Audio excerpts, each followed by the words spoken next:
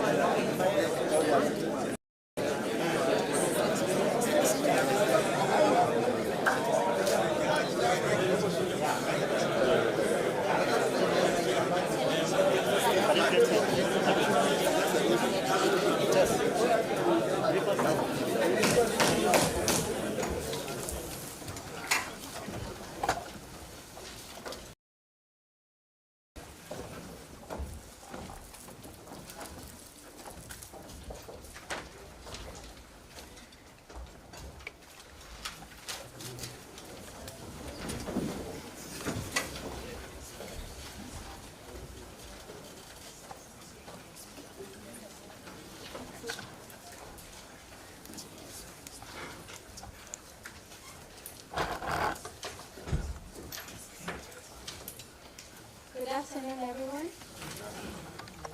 His Lordship,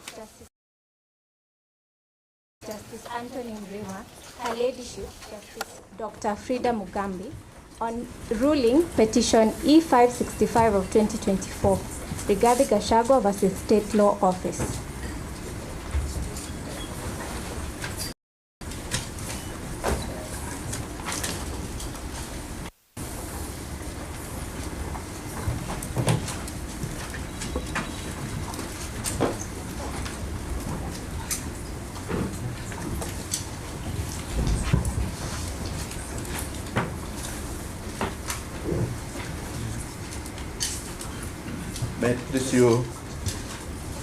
May it please you, my Lord. My name is Shadrach Moset, Solicitor General.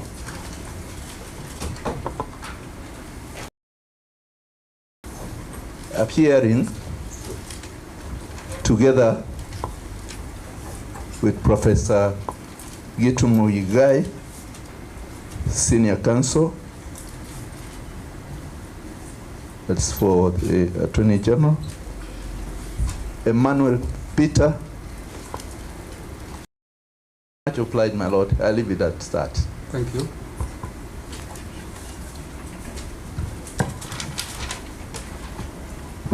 My Lord, for the sixth respondent, Dr. Kamodo, will continue to appear at the protest.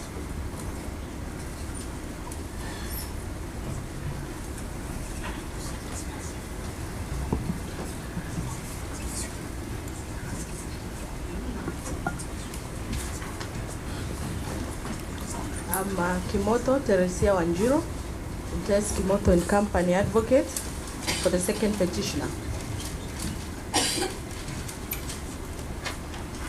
For second petitioner.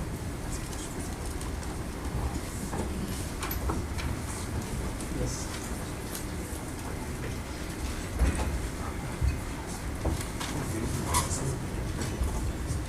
And my lords and my lady, my name is Steve Mungai. I appear in this matter. And, my colleagues are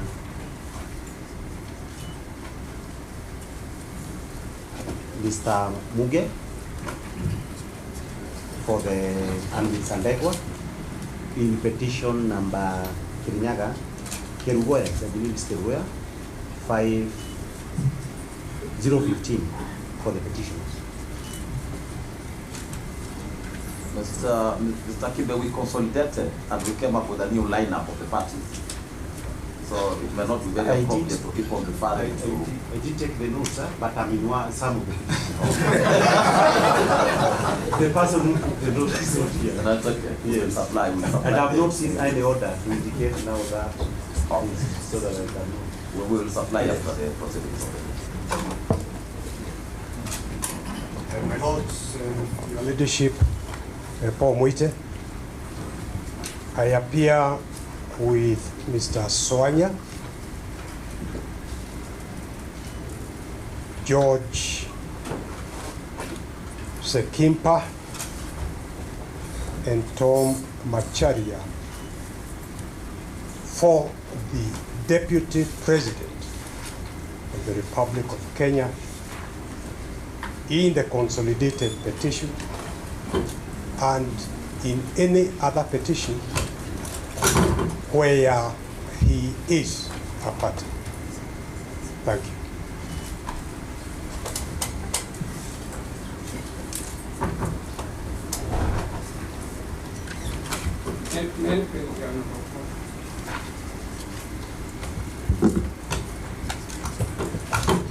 My name is Hamid.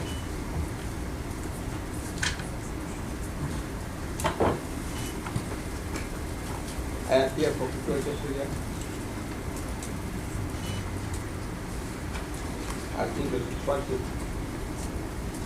to see part is quite straightforward. With my own friend, this is so important. I haven't seen but that's Procedural. And then I also appear for myself. So, that's Good afternoon, my lady and my lords. For the third petitioner, my name is Muge.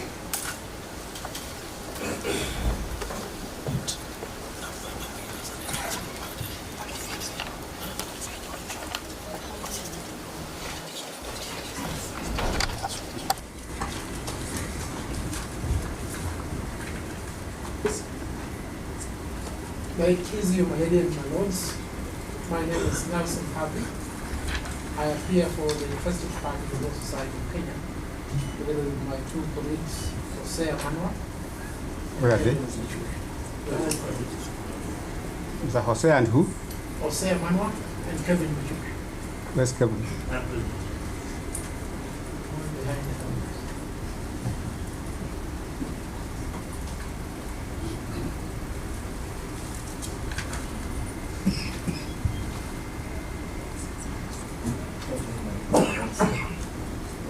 Maybe perhaps for guidance on which matters we are taking for a month. Because this afternoon, and I believe my right friend will address it, we were served with the notice from the office of the Deputy Registrar indicating that there were several matters that were mentioned before you this morning, this afternoon. And last evening when we were breaking, we were to come for a ruling. Perhaps we need to have clarity that we not have on this set of case. We are dealing with the ruling, matter in which the ruling is supposed to be delivered now. After that, we'll give directions. Then if that is there for them, it means there are some advocates of God on record for forum who do not participate or they are not participating. Like who? Like Nelson Harvey. But Lord, Lady, we have asked them on you to spend some little time with this ruling. Lord, doesn't it really there's no harm in I appearing on record. is there any other concern before we read the ruling?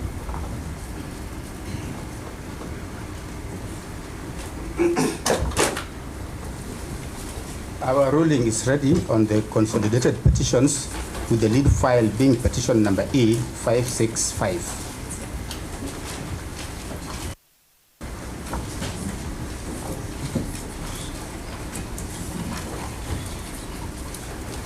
We have set out the structure of the ruling, but we'll begin from our analysis of the issues that we think are relevant for now. This is the ruling. Having carefully considered pleadings, submissions, and evidence on record, we consider the following issues arising for determination. 1, what are the prevailing constitutional and statutory interpretation methods? 2, whether the Honorable the DCA can assign judges pursuant to Article 165, Sub-Article 4 of the Constitution. 3, are the related. On the first issue, the Constitution is a document sui generis. It is the ground norm which legally commands superiority and dominance over any other laws, and its interpretation, as of necessity, must be in a manner that all other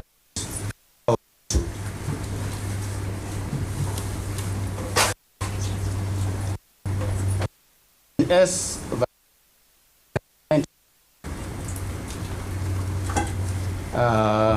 capture the centrality of the Constitution as follows. The Constitution of a nation is not simply a statute which mechanically defines the structure of government and the relationship between the government and the governed. It is a mirror reflecting the national soul, the identification of ideals and aspirations of a nation, the articulation of the values in its people and disciplining its government, the spirit and tenor of the side and permeate the process of judicial interpretation.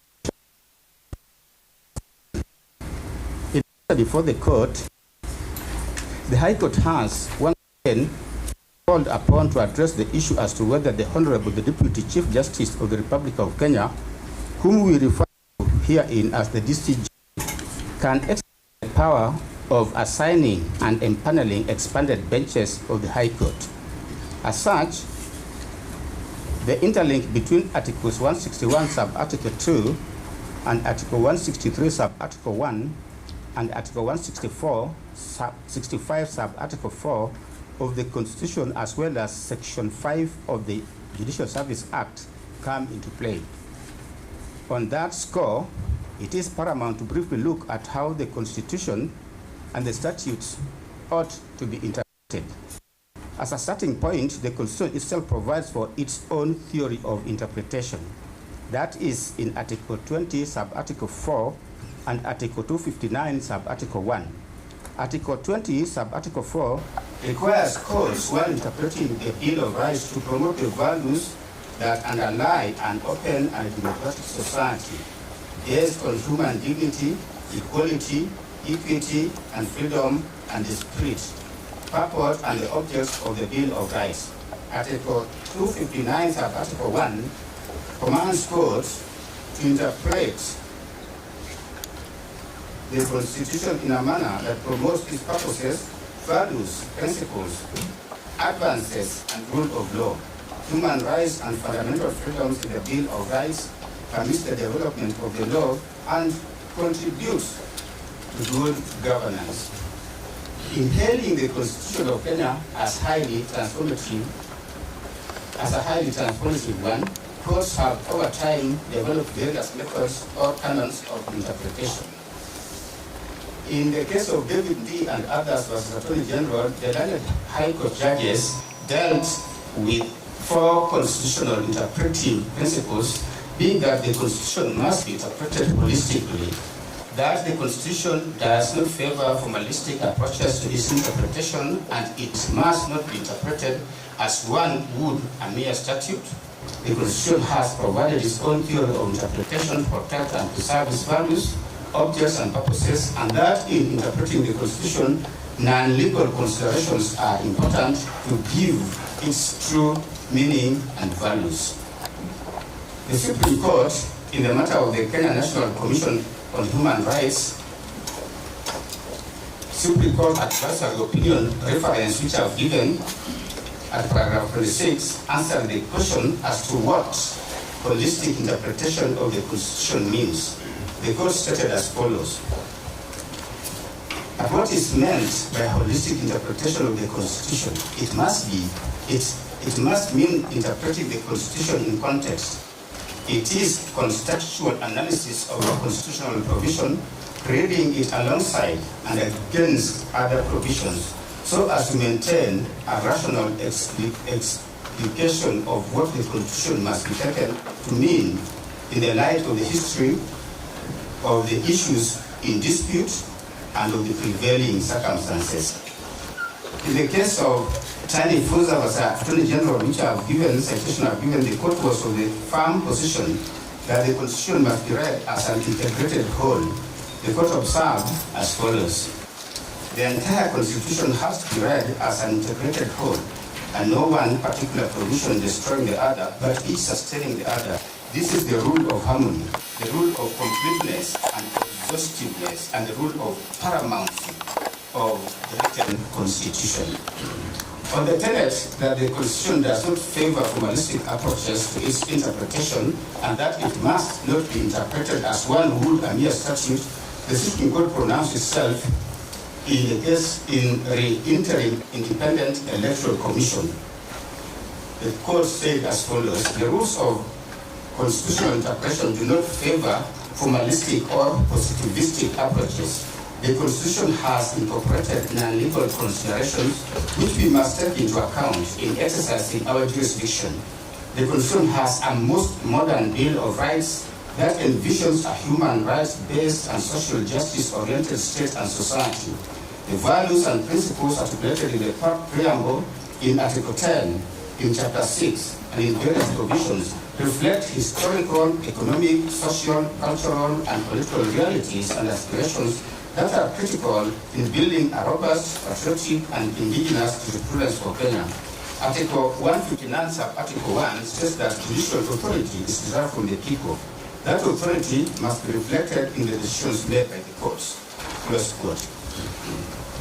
In expounding the principle that the Constitution has provided its own theory of interpretation to protect and preserve its values, objects, and purposes, the retired Chief Justice,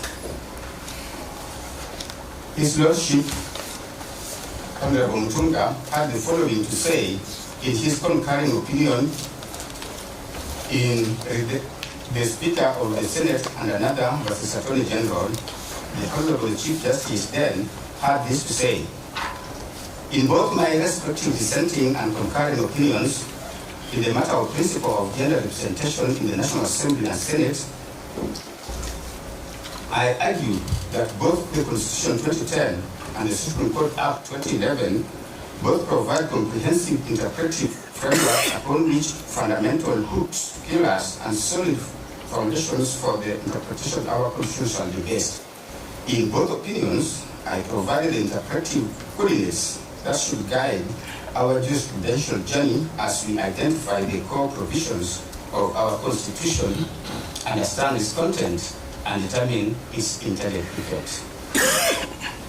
He proceeded to say more, which I have included, but I will not read. The Supreme Court also expounded the incorporation of non-legal considerations and their importance in constitutional interpretation. In the case Communications Commission of Kenya and 5 others versus Rural Media Services, at paragraph 356, the court said this: we revisit once again the critical theory of constitutional interpretation and relate it to the emerging human rights jurisprudence based on Chapter 4, the Bill of Rights of our Constitution. The fundamental right in question in this case is the freedom and independence of the media. We have taken this opportunity to illustrate how historical, economic, social, cultural, and political content is fundamentally critical in discerning the various provisions of the Constitution that pronounce on its theory of interpretation. A brief narrative of the historical, economic, social, cultural, and political backgrounds to Articles 4, Sub-Article 2, Article 33, Article 34, and Article 35 of the Constitution has been given above in paragraphs 145 and 146.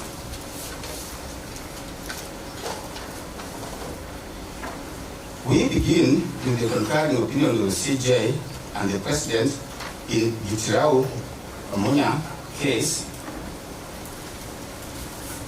where there was references to Black Law Dictionary, where it was said that references to Black Law Dictionary will not, therefore, always be enough, and references to foreign cases will have to take into account these peculiar Kenyan needs and context.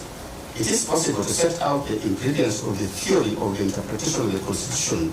The theory is derived from the Constitution through conceptions that my dissenting and concurring opinions have signaled as examples of interpretive coordinates. I'll not read the entire quotation. Then in the case of Center for Rights, Education and Awareness and another, the Court of Appeal also dealt with the subject of constitutional interpretation and laid out the very principles discussed above. The court further recounted the nexus between the principles of constitutional interpretation and the principle of statutory interpretation in the following manner. The principles on constitutional interpretation are not new. They also apply to the construction of statutes. There are other important principles which apply to the construction of statutes, which in my view also apply to the construction of a constitution, such as presumption against absurdity, meaning that a court should avoid a construction that produces an absurd result.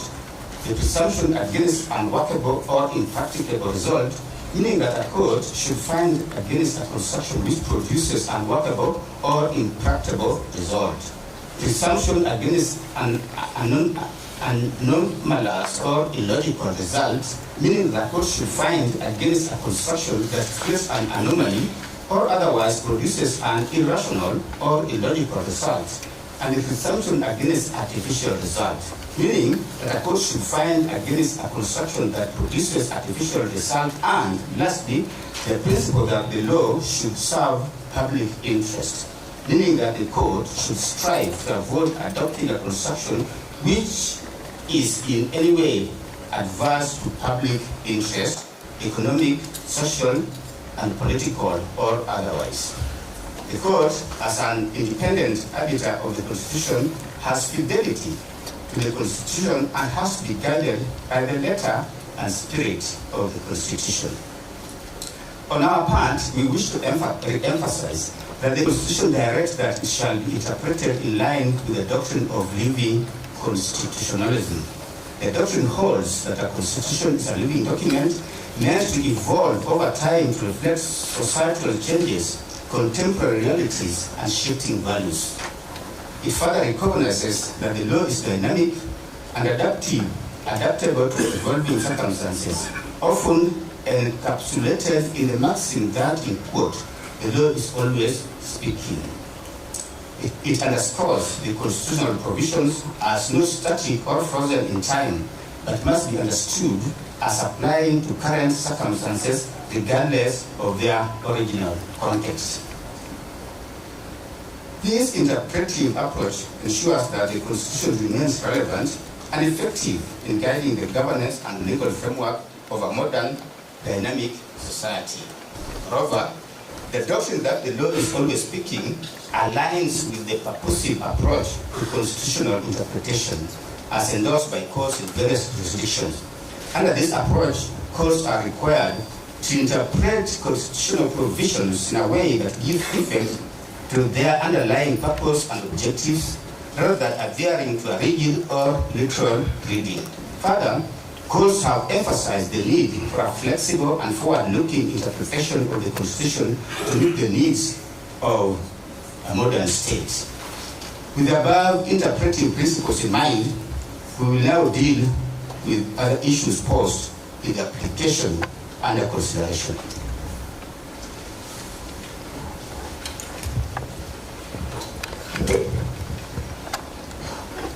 I will deal with the second issue on whether the DCJ can assign judges pursuant to Article 165, sub-Article 4 of the Constitution.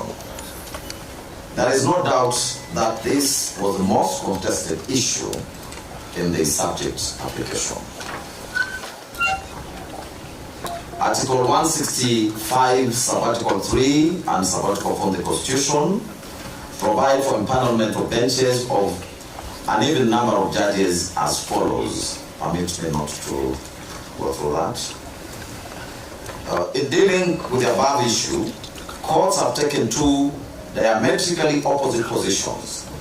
One of them being that the assignment of judges is a constitutional duty which can only be undertaken by the Honorable Chief Justice. As such, the Honorable DCJ cannot assign judges under Article 165, Sub-Article 4 of the Constitution.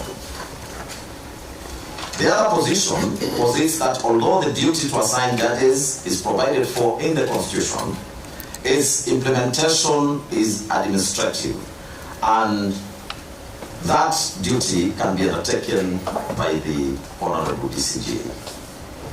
In Kenya Medical Research Institute versus AG, which was a three-judge bench of this court, held as follows, the quote, paragraph 37. Therefore, by empaneling this bench, the Chief Justice was carrying out his constitutional mandate as opposed to similar functions under the former Constitution, which were hinged on the constitutional provisions and were merely administrative, end of quote.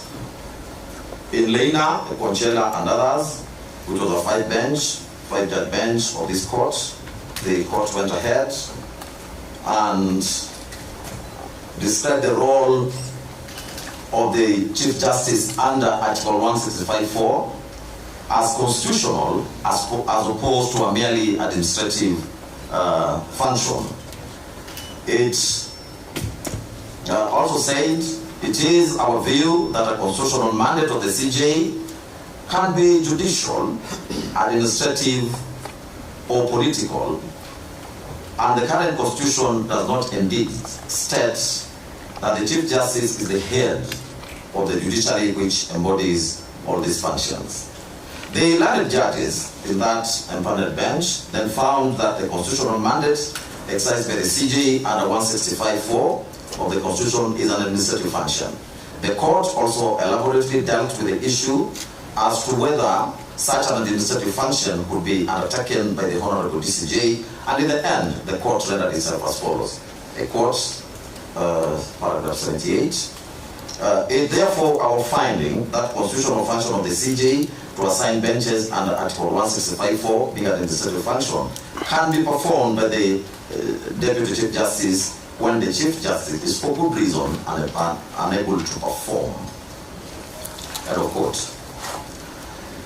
The petitioners in these matters also cited the decision in Okoiti versus JSC and another, which is Constitutional Petition number A408 of 2020, as addressing the position that the assignment of judges is a constitutional mandate and the sole preserve of the Honorable the Chief Justice.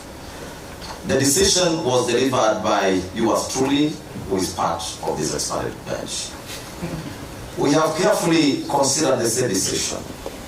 One of the issues therein, which may be said to have a bearing on this matter, was whether the Honorable CJ could rely on Section 5, Subsection 4 and Subsection 5 of the Judicial Service Act to authorize the Honorable DCJ to serve as the acting Chief Justice when the Chief Justice was proceeding on leave pending retirement until when a succeeding Chief Justice was appointed.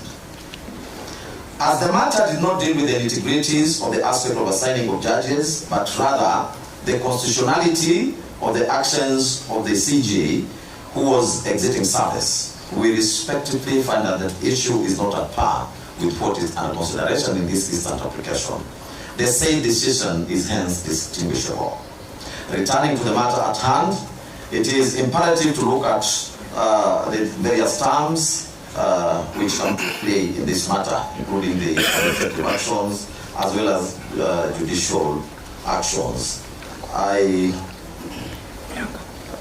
have gone through that. I do not think there is need for me to read all that. It's in the ruling, and I proceed to state that from the above discourse, we do not find any difficulty in affirming the position that a constitutional mandate of the Honorable Chief Justice can be judicial, administrative, or political. We further find and hold that the constitutional mandate exercised by the Honorable Chief Justice under Article 165, Sub-Article 4 of the Constitution is a constitutionally administrative function. We shall now consider whether the function of the Honorable Chief Justice under 165, Sub-Article 4 of the Constitution can be performed by the Honorable DCJ. Article 161 of the Constitution establishes the office of the Chief Justice as the head of judiciary, and that of the Deputy Chief Justice as the Deputy Head of the judiciary. Article 163 of the Constitution creates the Supreme Court and designates the Honorable Chief Justice as the President of the Court. The Deputy Chief Justice is to deputize the Chief Justice and is also the Vice President of the Court. Article 171 of the Constitution establishes the Judicial Service Commission, or the JSC, as one of the Chapter 15 commissions. The Honorable Chief Justice in JSC is the chairperson, and in this scenario, and unlike the constitutional architecture in Articles 161 and 163, the Honorable DCJ is not the Vice Chairperson of JSC. Running along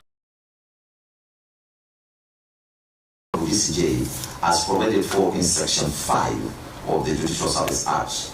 The provision states as follows. This is in respect to administration of the judiciary. I do not need to go on that. I proceed to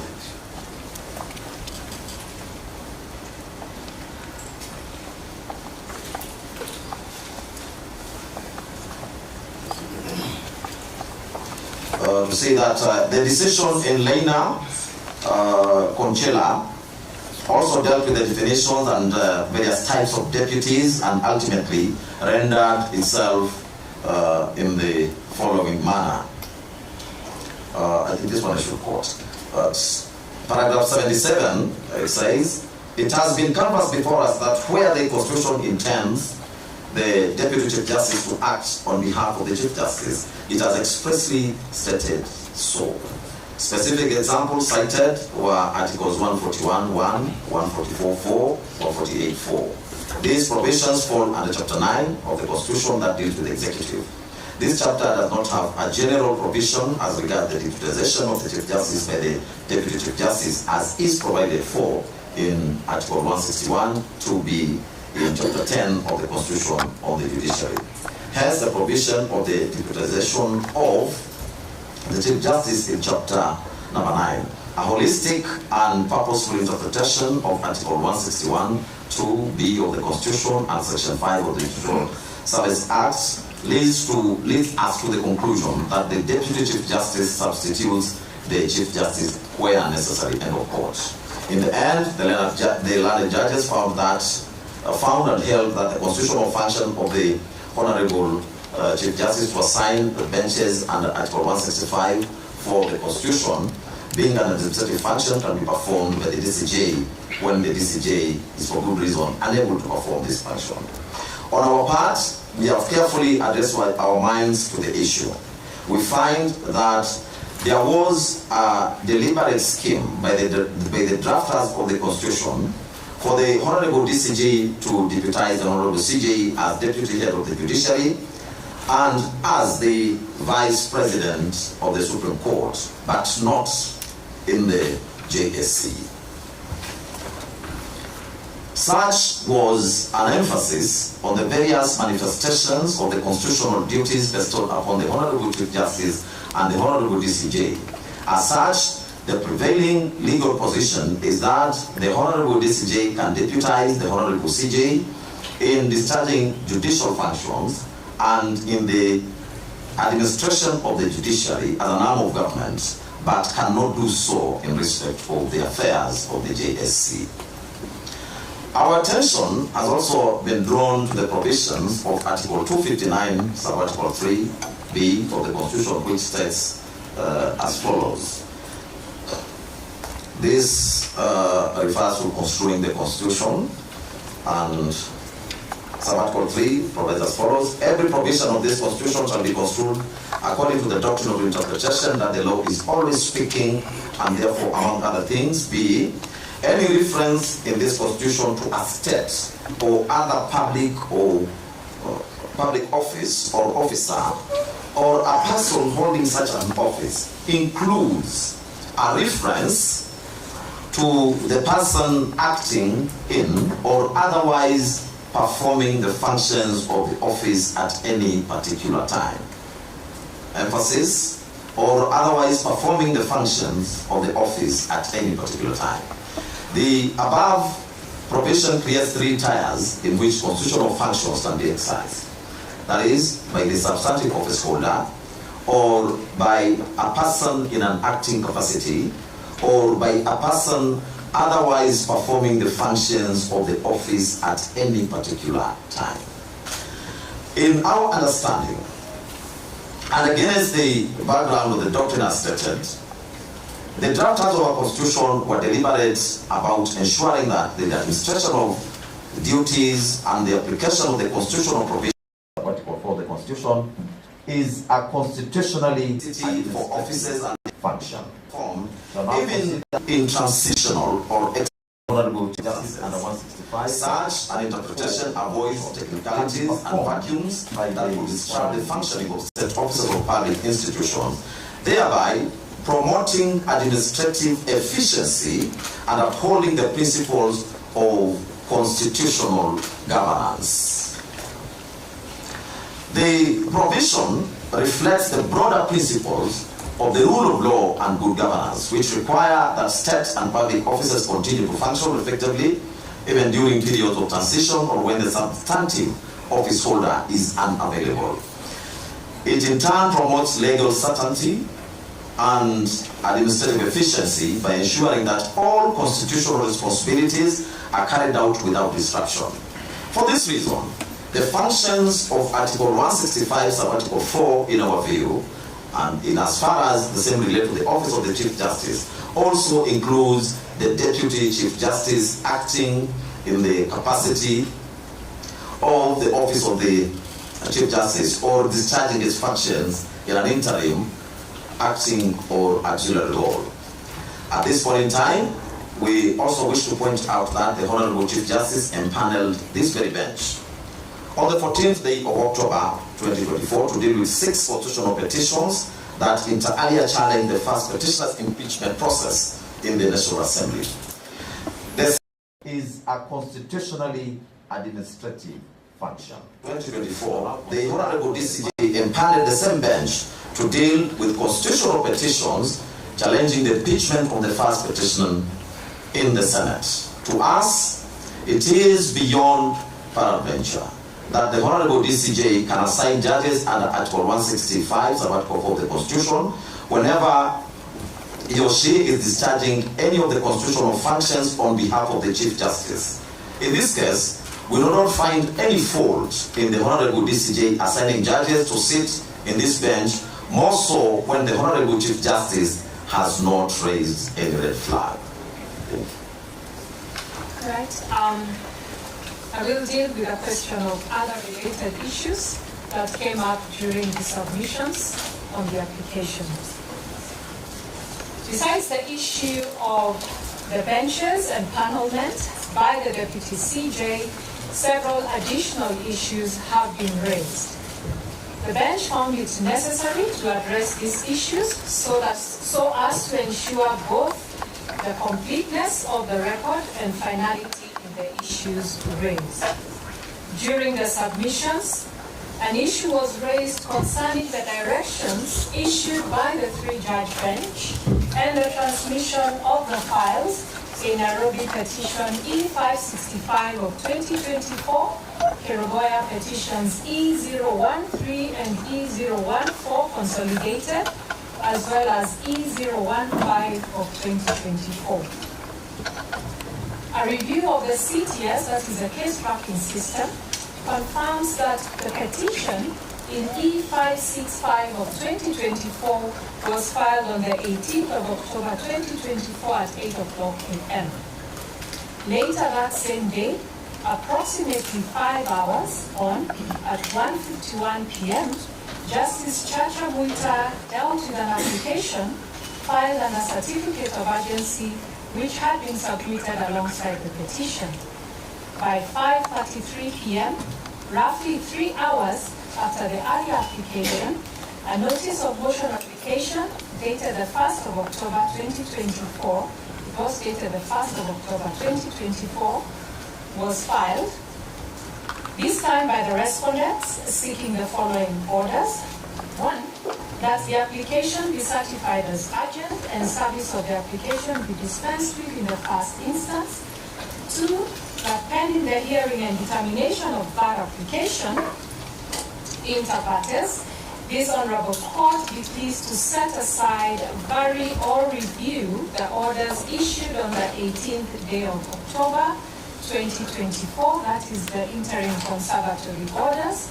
3, that in the alternative, this court be pleased to set aside, vary or discharge the ex parte orders issued on the 18th day of October 2024, and 4, that this Honorable Court to issue any other orders it deems fit in the interest of justice.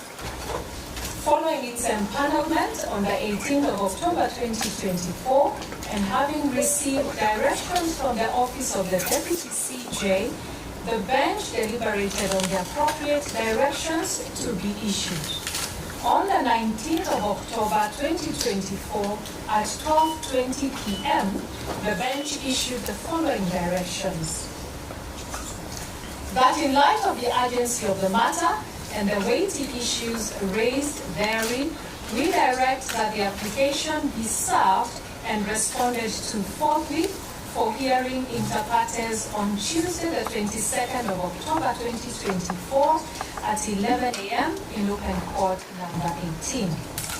Petition E013, on the other hand, was filed on the 25th of September 2024 at 8:33 p.m.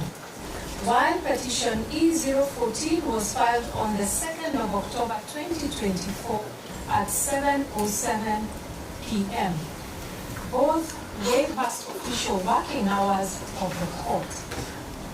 The CTS will further show that an application in E014 was filed on the 30th of September 2024 and directions were issued on the very same day, although the matter was not certified as urgent.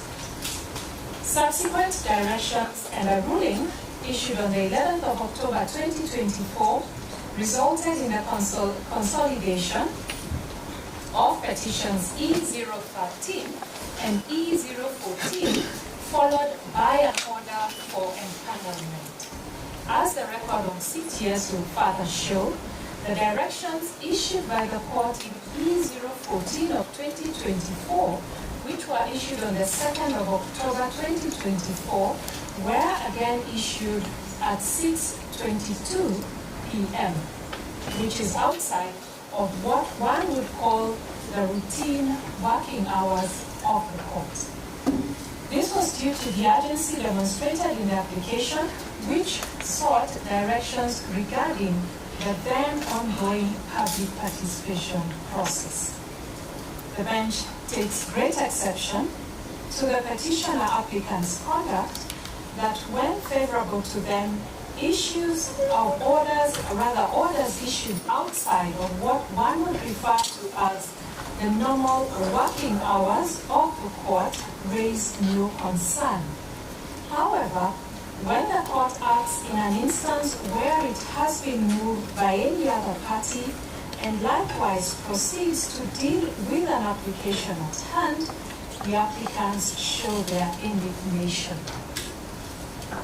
Moving to petition E015, the CTS again would show that the same was filed on the 18th of October 2024, and once again, following the directions issued by the court, this bench was empaneled on the 18th of October 2024 to hear all the three petitions that is E565 of 2024, E013, E014, and E015, all of 2024.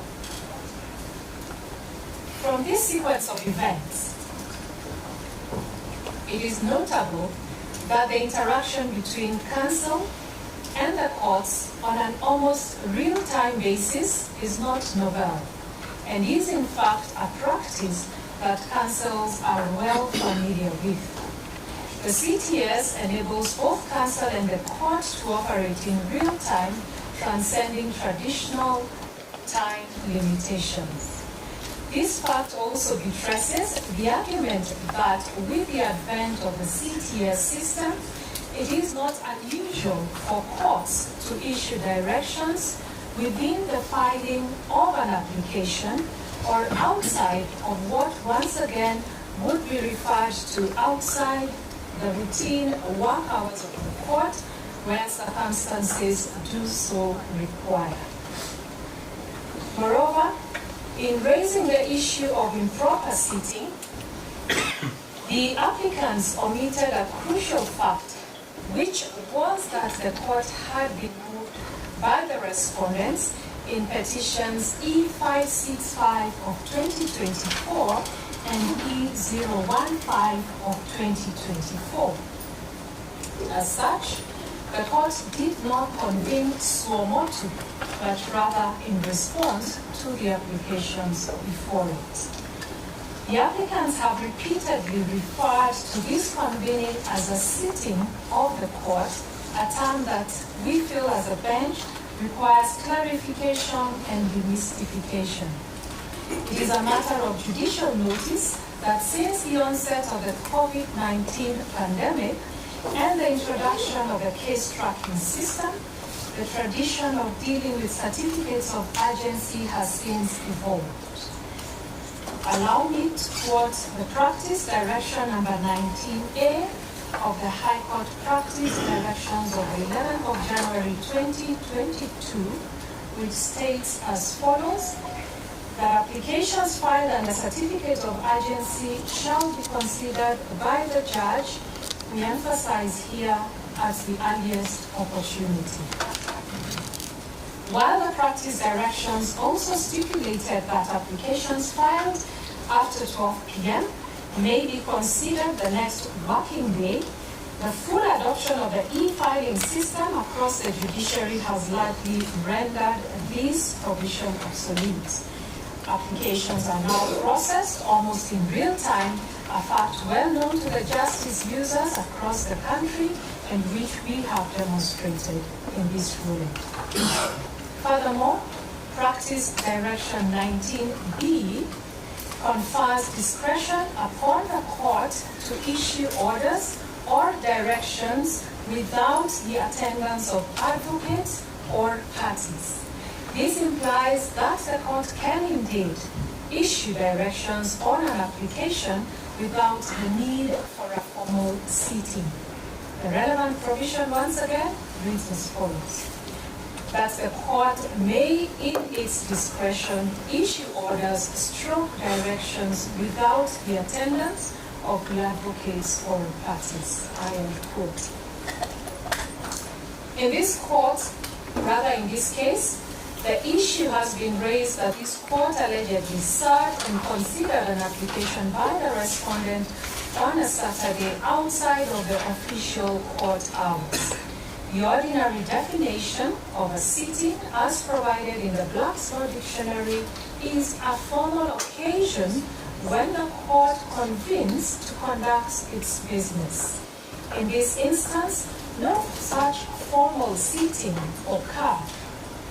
In this instance, may I repeat, no such formal sitting occurred. Rather, the bench merely conferred and issued directions electronically as expressly permitted under Practice Directions 19B. This is markedly different from a court session in which the bench is convened to hear and determine a matter. Furthermore, no evidence or proceedings have been presented before this bench to support the claim that a formal sitting did take place. Accordingly, it is only fair and reasonable for the parties to dispel any notion that this bench convened to hear arguments from any party ex parte before issuing directions. No such form of sitting took place, the court again emphasizes, and directions were issued electronically in line with established practice and procedural rules. We do, however, recommend that the current practice directions and relevant statutes, such as the High Court Organization and Administration Act, be amended so as to provide a much needed further clarity on this subject.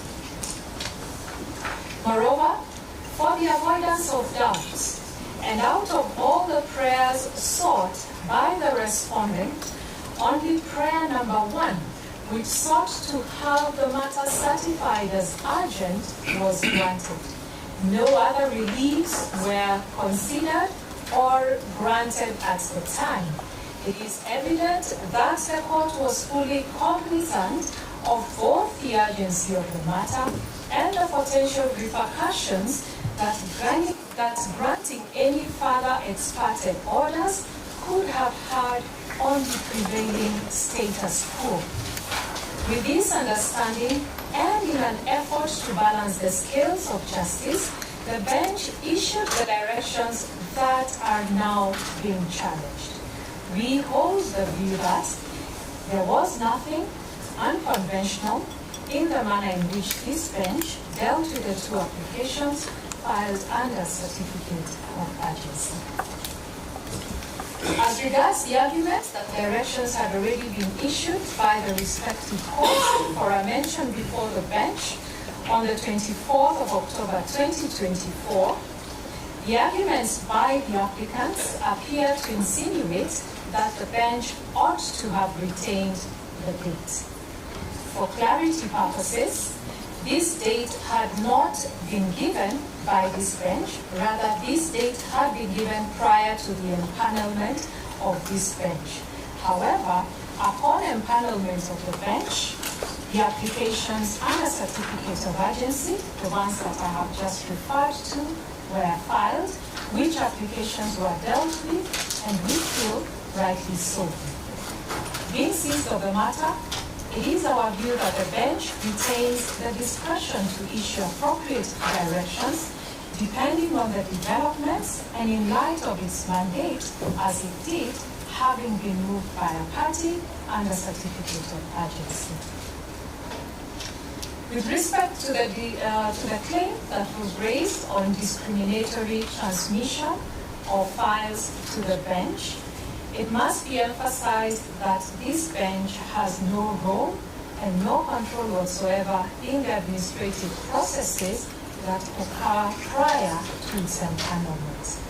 Concerns have been raised about delays in the transmission of certain files, but it is crucial for us to clarify that the term transmission in this case may not necessarily refer to the physical transfer of documents.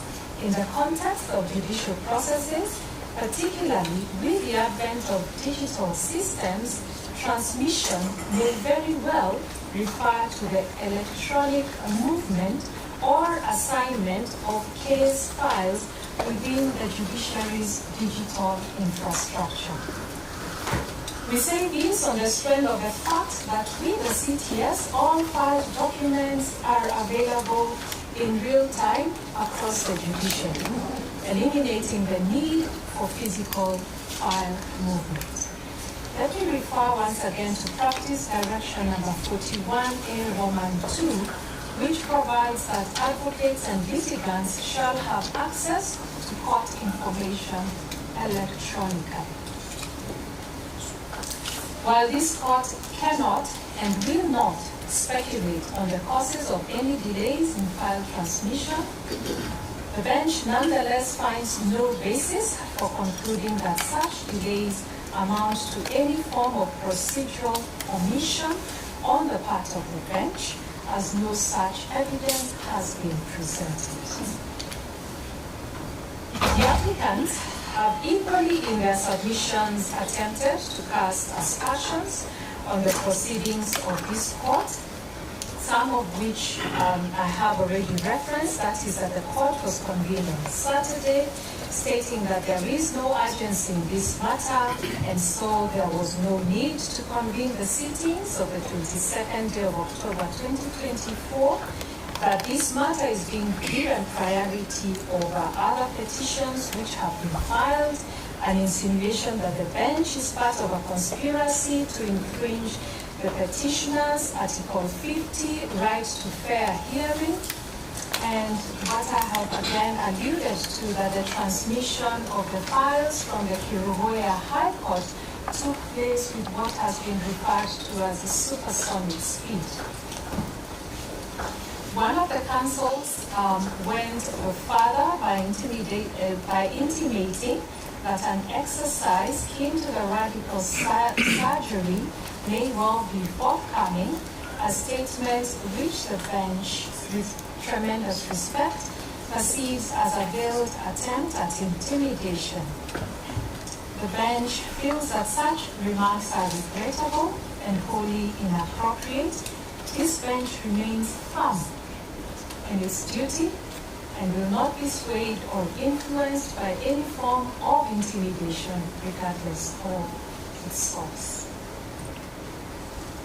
The bench takes the view that the applicants appear to selectively focus on aspects that favor their position while conveniently disregarding that the clients, like the applicants, are presently benefiting from final conservatory orders, which this bench did not deem it fit to lift.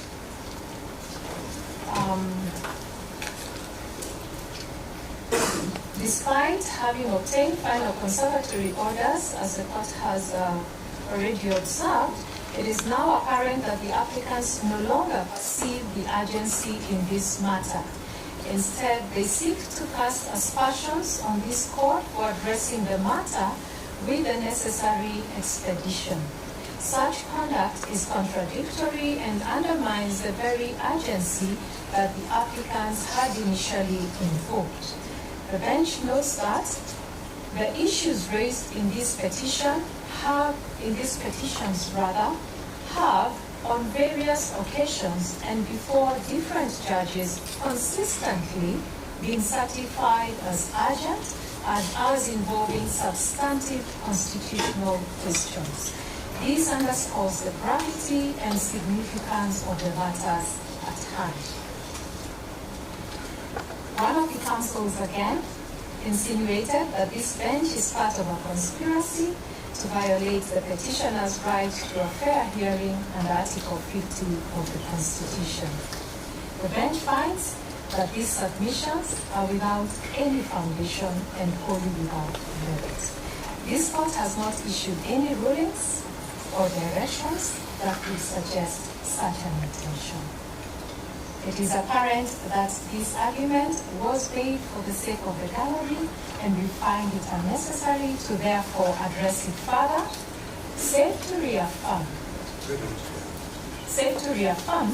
that this court remains fully committed to upholding the Constitution and the rule of law.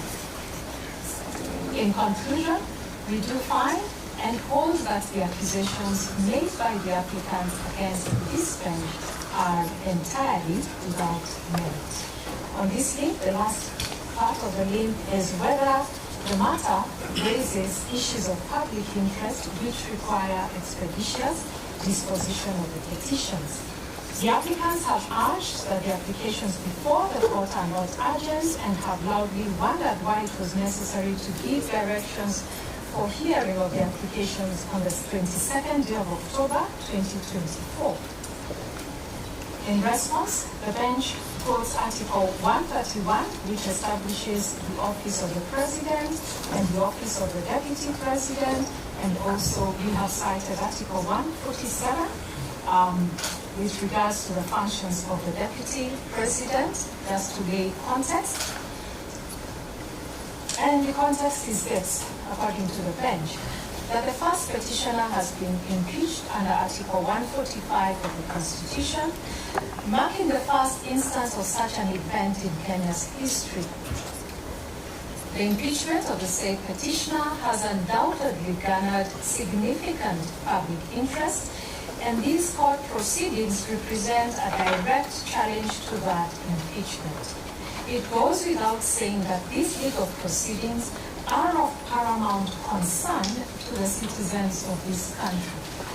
To suggest, as the applicants have, that this matter lacks urgency and does not warrant prompt adjudication is disingenuous and dismissive of its far-reaching implications. We have taken the liberty to define the term public interest in the Black's Law Dictionary, and you will also find the Supreme Court of Kenya's definition of public interest in the case of Stephen versus Roscoe, which permit me not to get into. Safe to say that from the foregoing, a matter is of public interest if the holding on law affects a considerable number of people in society, if the holding in law involves government and or government agencies, if a determination of law affects the proper functioning of public institutions of governance or of the court's scope for dispensing redress, and if the holding of law affects the mode of discharge of duty by public officers. These proceedings, in our view, as the bench, raise enormous public interest, and it is in the interest of the public that these proceedings are heard and finalized most expeditiously. Therefore, the aspersions cast by the applicants concerning the directions for the hearing of the applications before the court on the 22nd day of October 2024, in our view, lack basis, and they are dismissed. This position, having carefully considered the application, we are satisfied that the prayers sought herein must fail. Nonetheless, as indicated in our ruling, there is a pressing need for a clear policy directions regarding the procedure and the process for handling virtual and online directions and proceedings. We commend the applicants, as this application has illuminated the necessity for such guidelines and made the issue more apparent. As such, we hereby direct the Honorable Deputy Registrar of this division to transmit a copy of this ruling to the Honorable Chief Justice. Before we conclude, the bench wishes to once again emphasize its unwavering commitment to objective neutrality in this matter. We assure all parties that their right to a fair hearing remains fully safeguarded. The bench, acting with fidelity to its oath of office and in strict adherence to the dictates of the Constitution, remains resolutely committed to the fair and just determination of the issues before it. Finally, the application dated 22nd of October 2024 is disallowed with cause in the cause. Leave to appeal is hereby granted. Certified copies of these proceedings and rulings shall be availed upon payment of the requisite court fees as the case may be. That's the ruling of the court.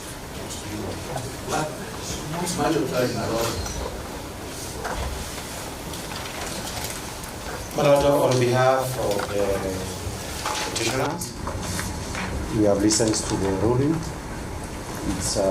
We have got no problem with the feasibility of it one way or the other.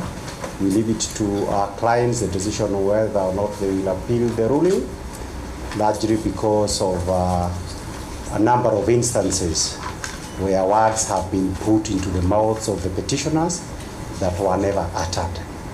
Be that as it may, I believe since we received some communications from the Deputy Registrar and there were certain other pending matters in the files that were under considerations, we shall await the directions of the court before, from the petitioner's point of view, we can say one or two things. I do not know whether at this instance my learned senior, Honorable Mwiche, has anything to add.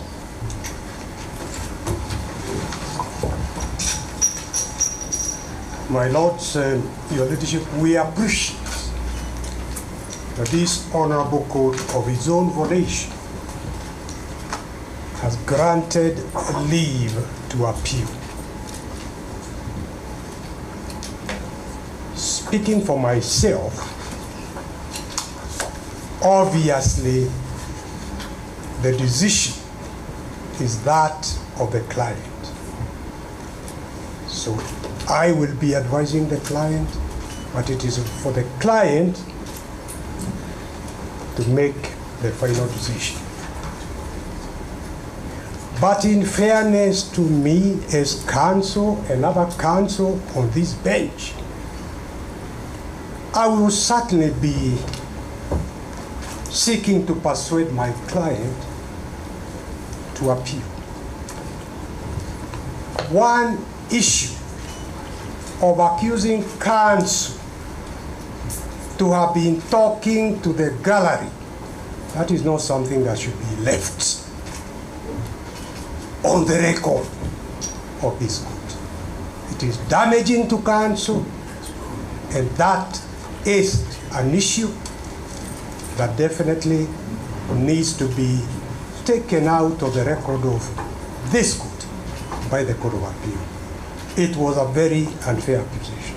Thank you. May it please the court, on behalf of the respondents, we thank you for the timely nature of the delivery of that ruling to allow this matter to proceed.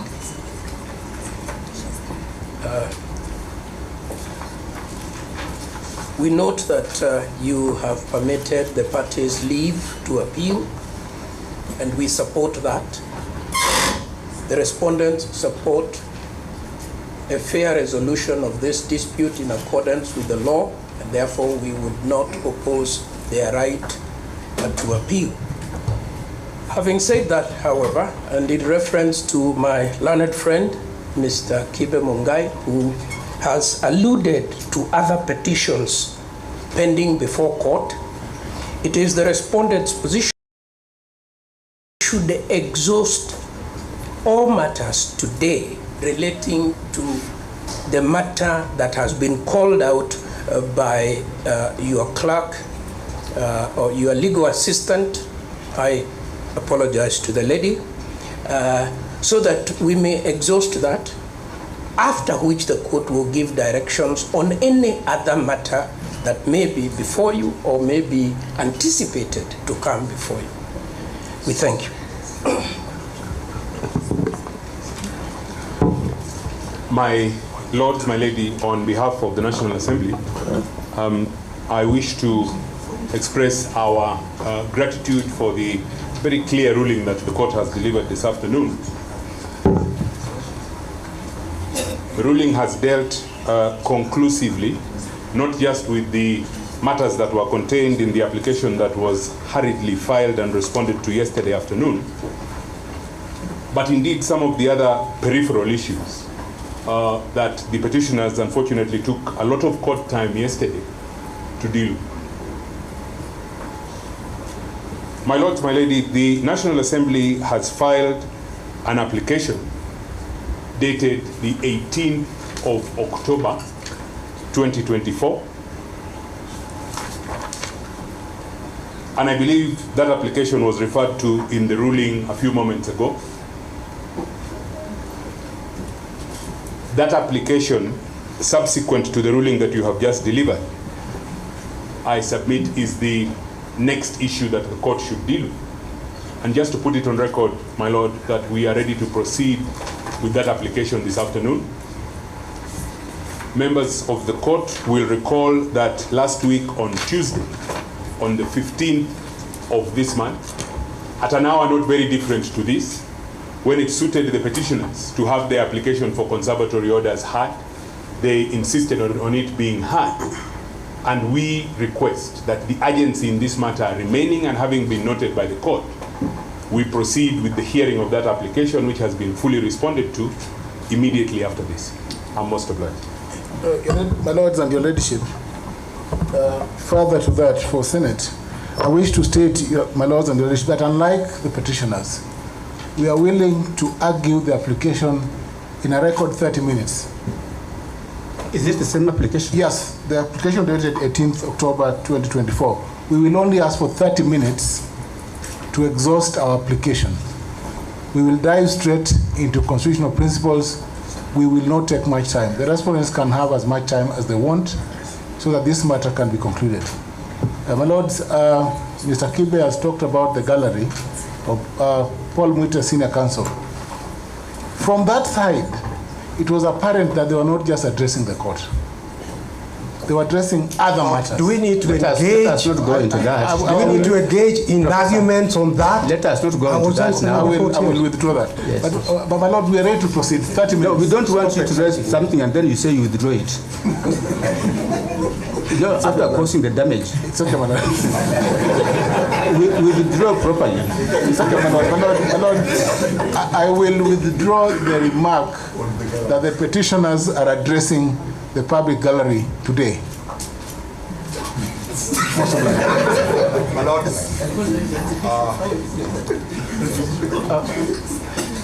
my Lord, with your permission, my lady, yesterday we were barred from being part of these proceedings. We have seen communication that we are now legally here. We have stopped mourning. Could we be allowed officially by these files being called so that we are together? We still feel that we are excluded when we are before you. In which petition? In which petition? Lord, there is petition 5 E570, okay. E550, E541, E572 that are supposed to be before you. That we complained to the CJ in the morning, and the CJ has directed we appear here and be part of this mosaic. Kindly let us be part of it. Your Lordship, equally, I rise as the advocate appearing in E509 and associate myself with the submissions made by my learned senior counsel Paul Mwite and the ones made by my learned friend Senior Kibe. Your Lordship, to the best of our knowledge, in the matter E015, when we broke yesterday, there was a promise by the court, and the court has kept that promise, that we shall be coming for a ruling of the application that was made. Yesterday I indicated to the court, Your Lordship, that this court was constituted to deal with the consolidated petitions E522 consolidated and now E565 consolidated, and we have been issued the notice that my learned friend Mr. Omari is referring to, that he also seized of 4 other matters: E570, E550, E541 and E572. Your Lordship, the notice that was issued to us indicated that we are coming for a mention in respect to those particular files. I hope the court is in possession of this notice so that the court may refer to the same. Subsequently to which, Your Lordship, will be seeking your guidance on how we deal with the applications filed therein. For example, pursuant to my client's instructions, we filed an application dated the 22nd of October for the recusal of the bench. We would wish that subsequent to the court addressing and acknowledging that the other files before it, that I get directions on how to dispose of my application, for which, Your Lordship, the application was served. I wish to take directions exclusively and specifically on that particular matter. My Lords, may it please you, I hate to interrupt, but this is most unprocedural. We are all counsel of some reasonable experience. We all appreciate, some of them here are very senior advocates, very senior counsel. The file before the court is the only file in which you can make an application. The court cannot make orders in files that are not before it. All these files physically brought to the court are not before court. They will be before court when they are called out by your legal assistant as being available for the court to make orders. We therefore object to this manner of conducting these proceedings. It is our very humble submission that it is yet another attempt to delay the expeditious disposal of this matter. Your Lordship, very briefly. If I may, my Lord. Yes. There are matters that you have certified as urgent and that you have identified as being urgent. And I say this with a very heavy heart. My learned colleagues for the petitioners have been engaging in this dilatory tactic since yesterday. There are 2 applications before you that are certified as urgent. There are several other matters that have applications that perhaps have not been certified as urgent.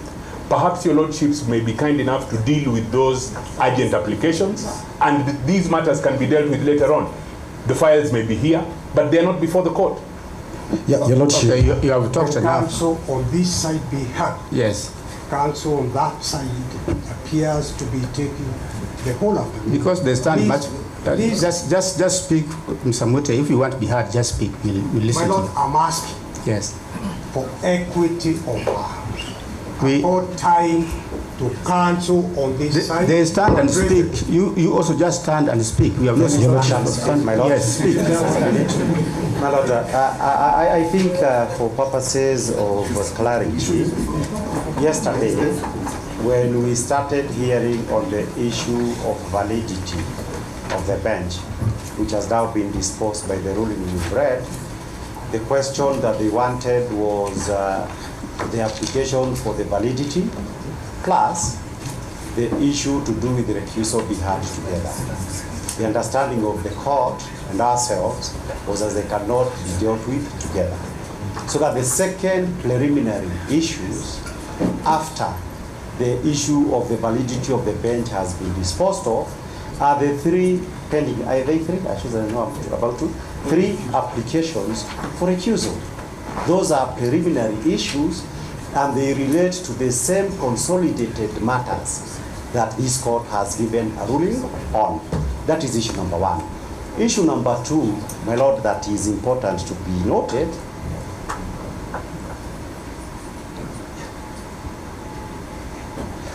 yes, the consolidated file that is before you has that applications for recusal.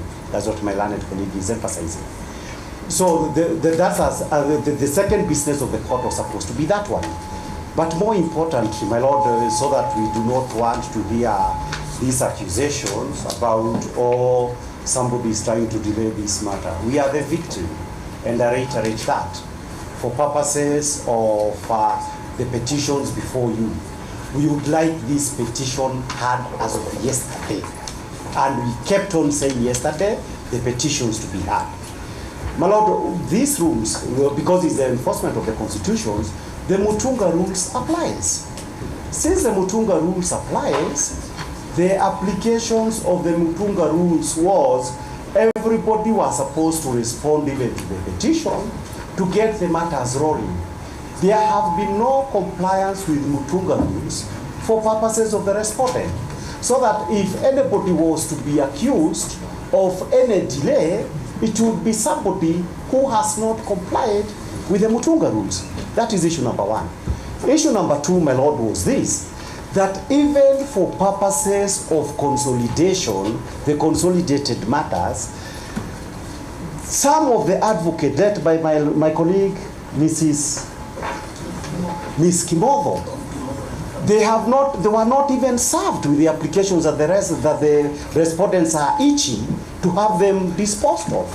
So that, my Lord, because of that mess that was created as of yesterday, and the fact that we do have now a notice talking about these matters, the truth of the matter is, unless we have a situations where some of the advocates in the 4 matters been served with this notice, and I know them, so that unless now we take a fresh date without somebody orders and we have a swearing in over the weekend, the truth of the matter is we need a clear date where the court who ought to be before you, particularly based on these issues that of correspondence with the Chief Justice is addressed. But somebody to pretend, oh, I want to lift the conservatory order and the other side is delaying, it is unfair. We want the petition heard, and it starts with compliance with the Mutunga rules, which there is no compliance whatsoever by the respondents.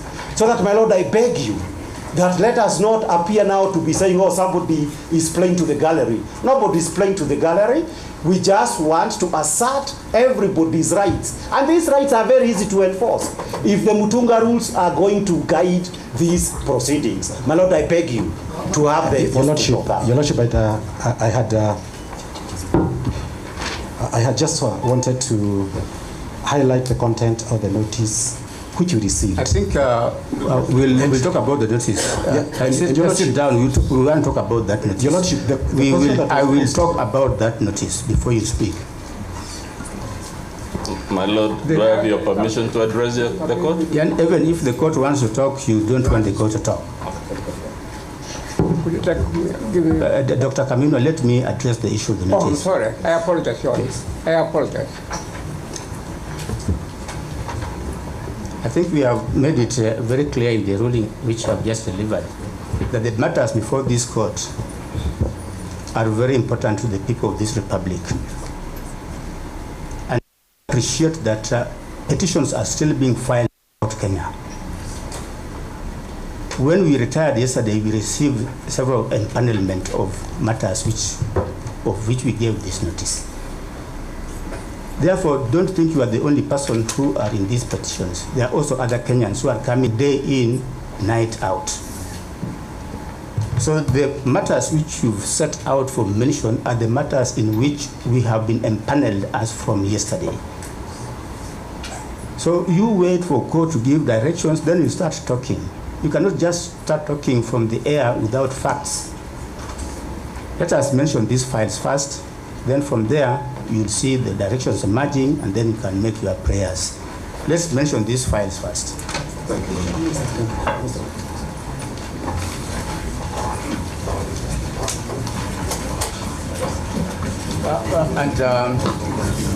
The other clarification is that we have two cohorts of petitions which have been consolidated.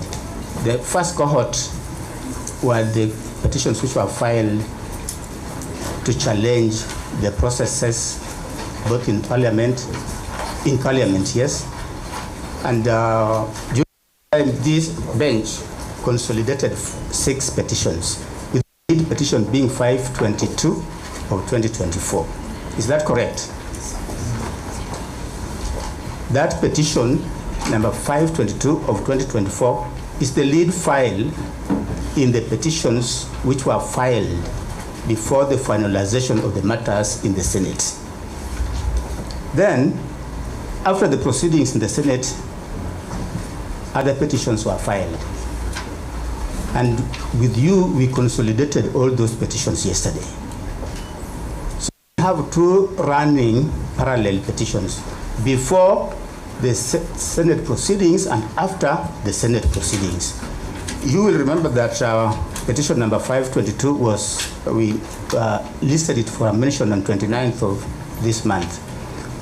But because of need to know, because I know there could be cross-cutting representation in these petitions, we decided just to call it because we knew that all of you would be here, so that if there's anything you want to say on those petitions, you can say it. So that's the reason why we have petition 522 here for a mention. There's nothing to be mentioned, but we said since parties are likely to be here, and some of the parties were even asking for it yesterday, so we brought it. But the other petitions to be mentioned are specific petitions where we have been empaneled. And we wanted to find out the way forward, whether we can consolidate these petitions or whether they can be done separately. So these are petitions number, let's mention petition number 570 of 2024, A.D. Waiguru and Victor Gatia.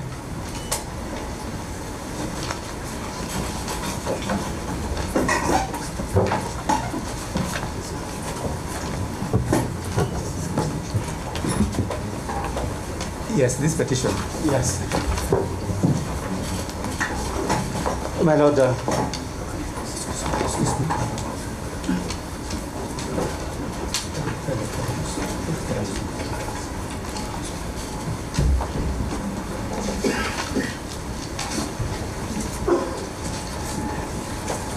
just a minute.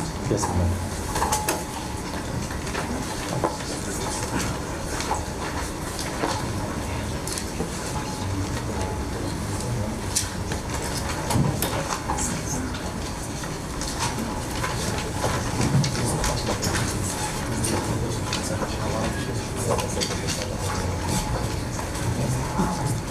Yes.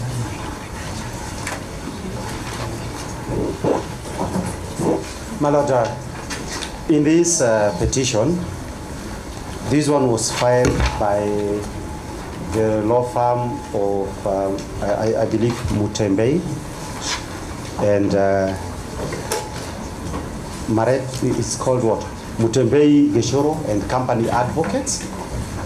I am aware of this petition for the simple reason that he had requested me that when it comes to the hearing, I appear alongside him. Alongside who? Mr. Mutembei Marete.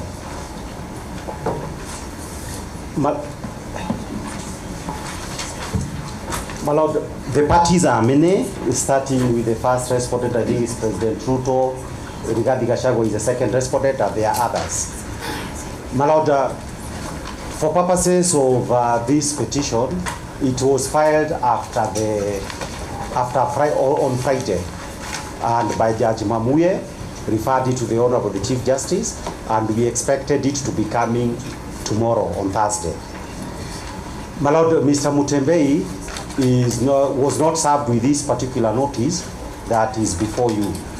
Actually, nobody was served. We sent out the notice in the morning today because we received them in the morning. And that's why I said that this matter is coming. Yes. And because the representation is likely to be across, we mentioned them because we thought we'd find people like you waiting for them here. Waiting for them here. Yes. So that, my Lord, in that case, what I would ask the court, and for the additional reason that I am aware that in that matter, the notice of motion is seeking a 5-judge bench, and particularly for the reason that this is an application by the citizens of Central Kenya who says, like in the year 2013, that their rights, not just regarding Gachagua, have been affected adversely by the impeachment of the Deputy President Gachagua.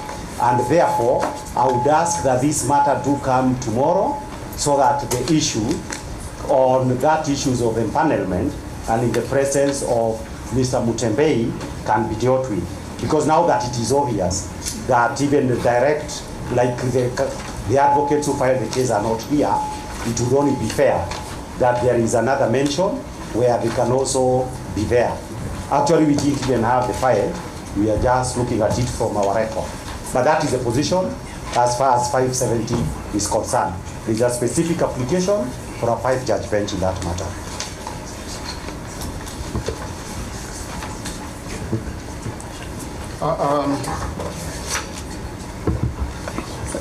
Mr. Kibe.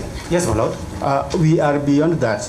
There was a request for a 5-judge bench. Yes, my Lord. But what has been empaneled is a 3-judge bench comprising Justice El Kugola, Justice Mrima, and Honorable Dr. Justice Freda Mugambi. So the request for a 5-judge bench, I think, is overtaken by events unless he wants to appeal. Yes. The chances of appeal are very high. for the simple reasons, my Lord, that will become apparent. I believe there must be some mechanical applications to the issues, but now that it arises specifically, that issue will be addressed, and the Chief Justice would have the relevant communications tomorrow morning, while given the nature of the issue that must be dealt with, there must be a 5-judge matter. All benches can be expanded. I believe that is the positions that we are coming from. So without saying specifically that we don't want anyone, all benches are capable of being expansion, particularly bearing in mind, and this is something that a number of the clients that already we are representing, there have been repeated insinuations by our people out there, including Senior Counsel Benazir Abdullahi, that the senior bench is supposed, the judge bench is supposed to do this or the other. We can't help that. This is not coming from what we'll do, Mr. Mugai, is that we'll mention this matter tomorrow. I'll appreciate. What time, my lord? At 9. Most obliged.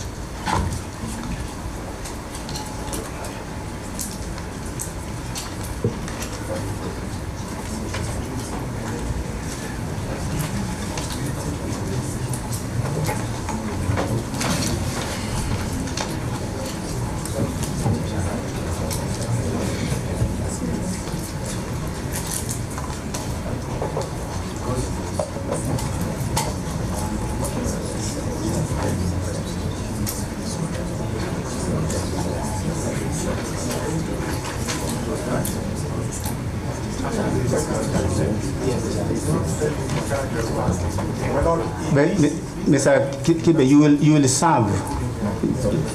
Most of the people actually here, we have served them, but we shall serve the notice of hearing. All right. The notice of hearing for the mention tomorrow at 9. I thought my lord the 10 would have been easier, because by the time I go to my office, there will be nobody to do some of these things. You know, by the time we spend here means that even if you come at 10, you'll find us here. My lord, what time then do we come tomorrow? Starts at 9, yes. You can come at 11. 11, what's yes. My lord, I am asked to please, to this particular file, that you record my presence together with the other lawyers I mentioned earlier as appearing for the deputy president with the second respondent. This one? Yes. The very file? Yes. But you didn't stand up, Mr. Mute. I thought you were not here. Patiently wait. This matter of 570? Yes. If you look at the party, the deputy president is the second. Okay. So you agree with the directions which you have given, eh? I accept directions. And I will be here tomorrow at 11. Inshallah. Yes.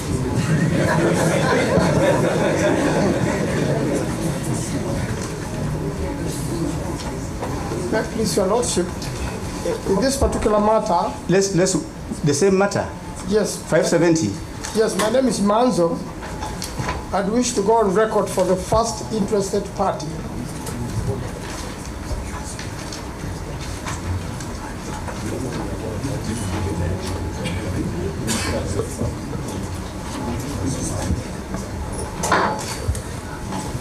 Your Lordship, my lady, may I be placed on record for the second and the fourth interested party?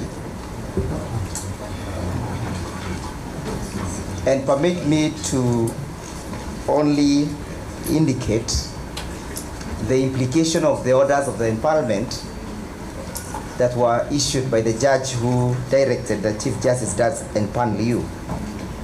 To the best of my thinking and knowledge is that the prayer was granted as it is for the empowerment of five judge bench. Mr. Jiro, yes. There one Jiro. We speak from the record. You heard me mention the parties. I said that this file has been empaneled to comprise the Honorable Mr. Justice Eric Ogola, the Honorable Mr. Justice Murima, the Honorable Dr. Judge Freda Mugambi. I think that's very clear. We are only three. That's correct. But okay, I will address you tomorrow on that issue. My lords, my lady. So we mention it tomorrow. Mr. Njiru, you say you come for which parties? I appear for the second and the fourth interested party. Thank you. My Lord, perhaps if I may make a request. My Lord, there is a file that is live before you. And that is petition number 565 of 2024.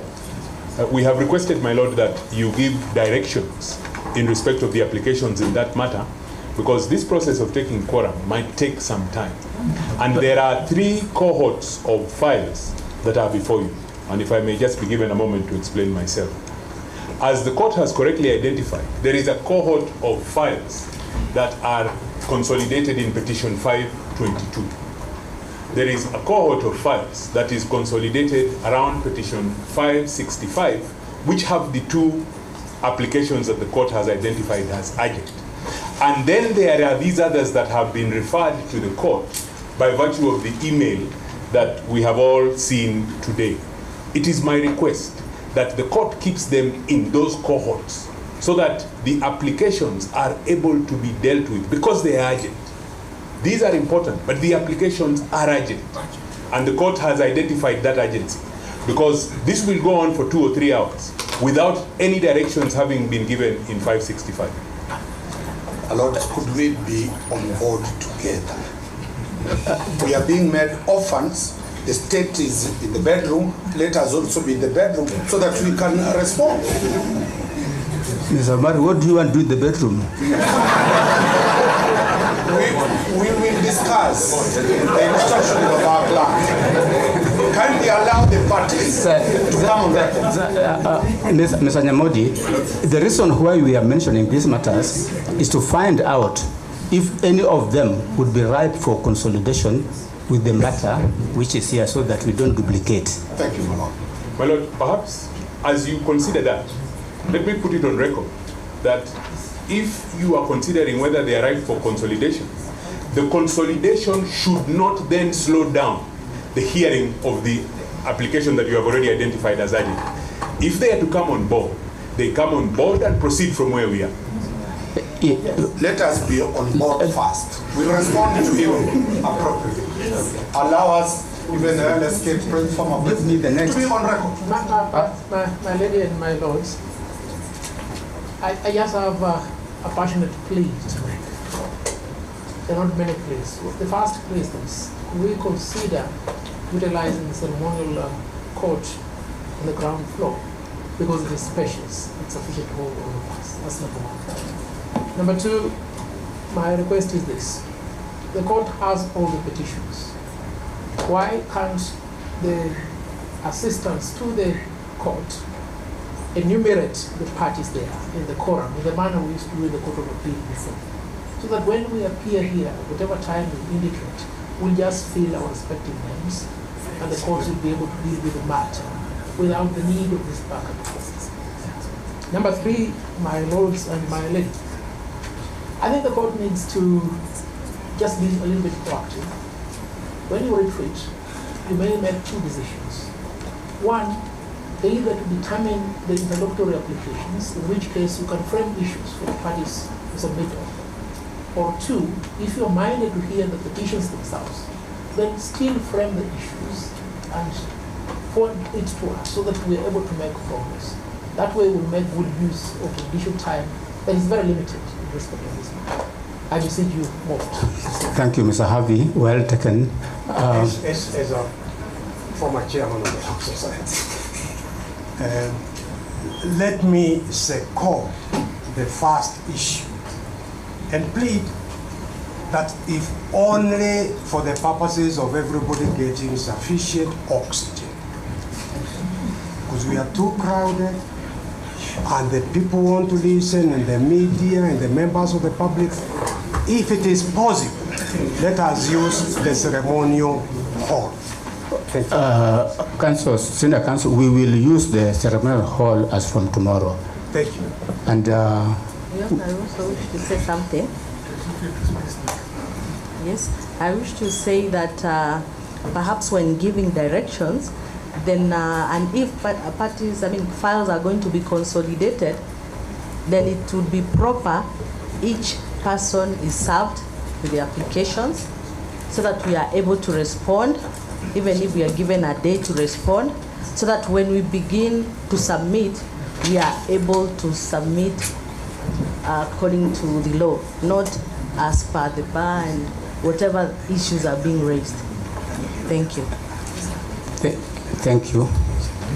My Lord, I was going to beseech the court, if we are to make progress, I will beseech the court to invoke its powers under Section 55, Article 159. We could go on and on. There is no shortage of legal provisions enabling this court to rein in on the lawyers. Because if you don't do that, my Lord, on a matter like this where you have 20 lawyers, 50 lawyers on the other side, we will be coming to you. We'll be doing legal gymnastics, legal ping pong, what I call legal sophistry on other occasions.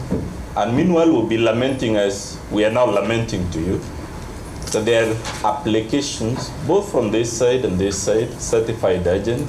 Meanwhile, we are spending a lot of time, each of us from whatever side, studying to raise this or other housekeeping issue.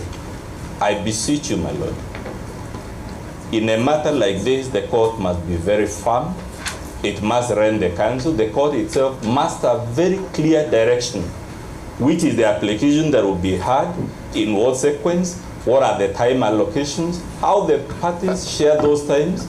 We have agreed on that, and what we ask is let us mention these matters so that we know how they relate to the other matters which are before the court. So we have mentioned 570. We have mentioned, do you have 570? Mine is. We have mentioned 570. There's 570.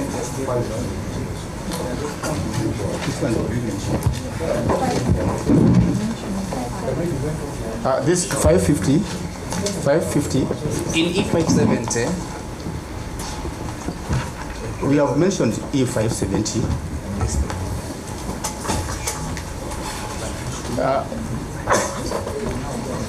E550. Speaker of the National Assembly versus Gachagua.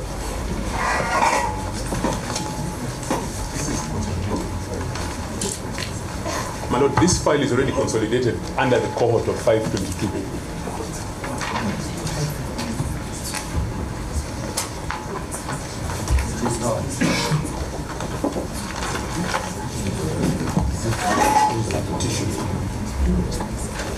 $550. When was the petition filed? No, I'm sorry, my Lord. That was not. Yes. 550. Who is in 550? Who is in 550? My Lord, mine is 572. My Lord. I'm asking 550. Yes, my Lord, in 550. Milimu, my Lord, with Ole Buyoni. We appear for the first respondent. I guess he can tell us who is the petition. The petitioner, my Lord, is the former Deputy President, my Lord. My Lord, represented by my Lord Senior. My Lord, I appear for the Deputy President, not former. He remains in office on the basis of the conservatory orders, and each bench has confirmed weighty issues, which is why we are here. Let's not join the rush. For the first petitioner? For the first petitioner. I thank you, my Lord. My Lord, if it pleases you, Nyamodi and Gumbo for the second respondent.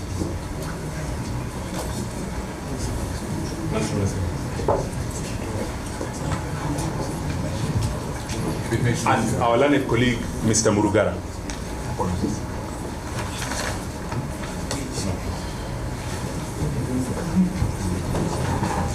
If it may please you. Yes. In that matter, my name is Bukele. I am here together with Ms. Tanji and my senior Professor Jenda for the third and fourth respondents.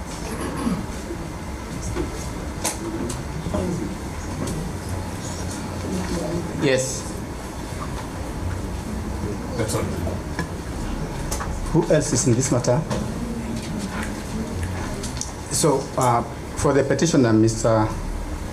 What are the issues in this matter? Are they relevant to the consolidated petitions? The petitioner's advocate. Yes. But there are so many files here. This is the same team of lawyers. Yes. including myself, that I gave when we came for the ruling, is appearing for the Deputy President in this. What I'm asking is it going to be consolidated or is it stand alone? It's not one of the ones that we are consolidated, I believe.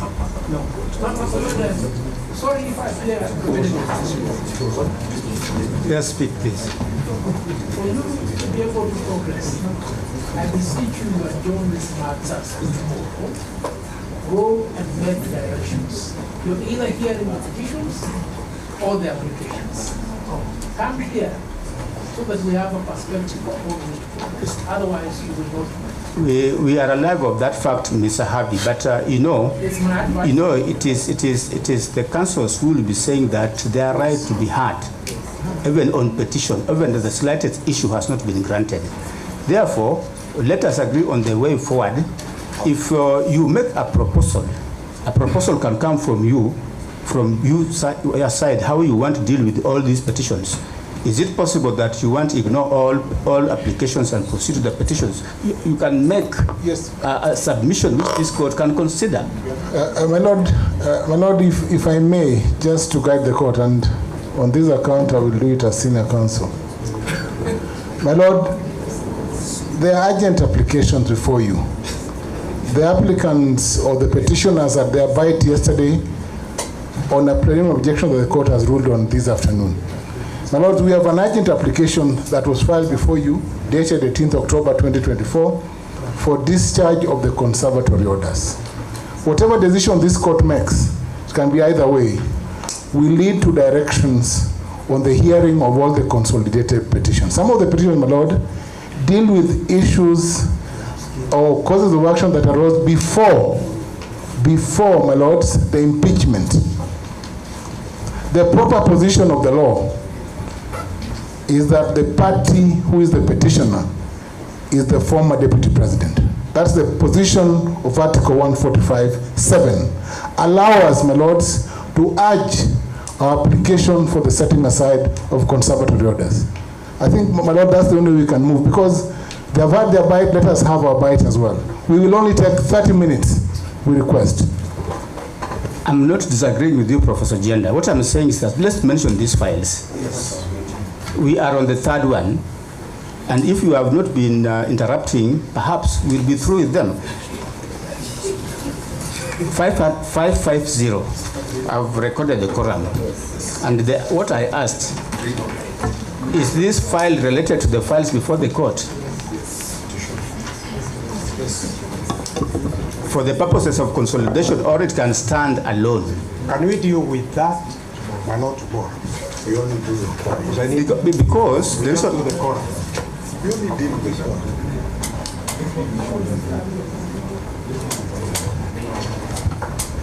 Consolidation has implications. I need to consult my team.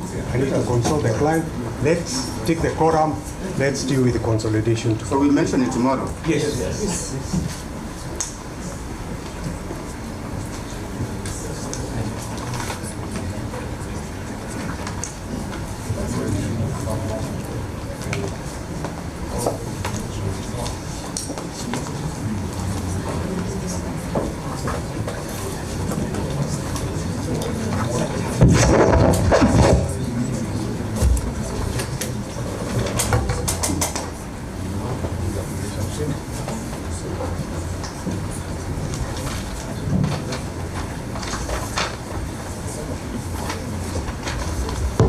Next.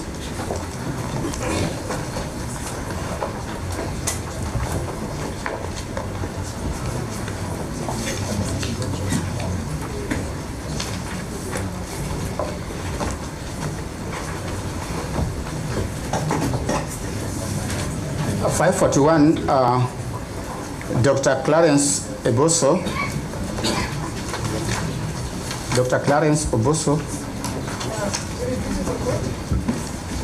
My Lord Secretary, my name is Bonjour Momi.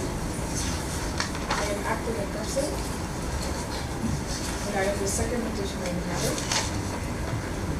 The first petitioner, Dr. Clarence Oboso, is online my vote. My lady, and I believe we want to say something. May it please the court. My name is Dr. Clarence Eboso.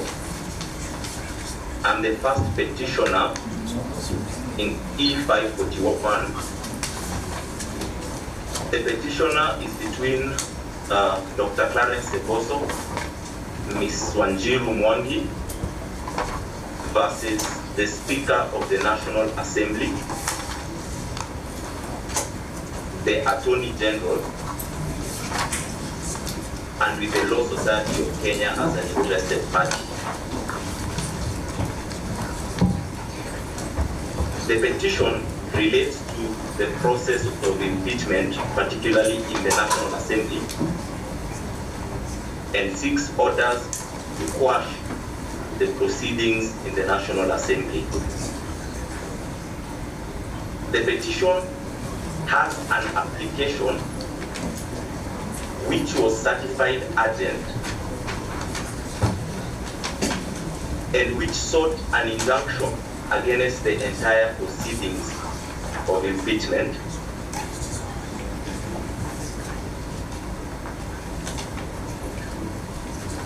The court which certified it urgent directed that the application would be heard by the bench that would be constituted. Several of the prayers that were made in the application have since been overtaken by events. However, the substance of the application sought to conserve the issues as they were, and therefore the conservatory orders that were issued by the court in last week on Friday protected some of the prayers that we had made in the application. Yesterday I pointed out to the court that proceeding with the discussions on the conservatory orders would have prejudiced us, because then we would have lost out without participating. Our prayer would be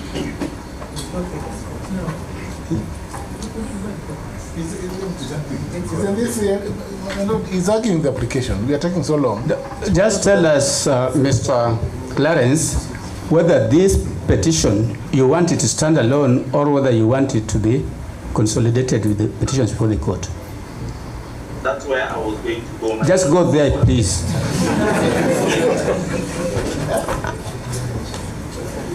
We would be seeking that the petition be consolidated with the petitions relating to both the impeachment process and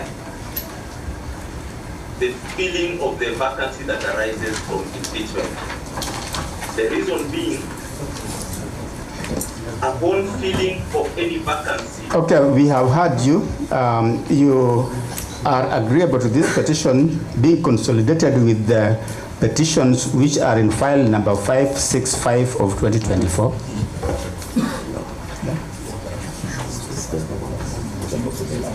My Lord, may I just conclude? My Lord, may I just conclude that I will be willing to compromise our application, provided that we can be allowed to participate in the applications for conservatory orders that are before the court.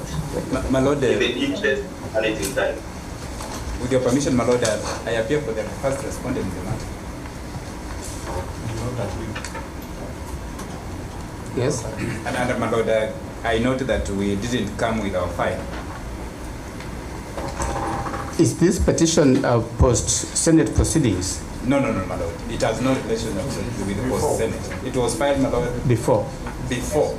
Yes. And it does not touch on issues, my Lord, that happened at the Senate. Ordinarily, my Lord, it would be opposed.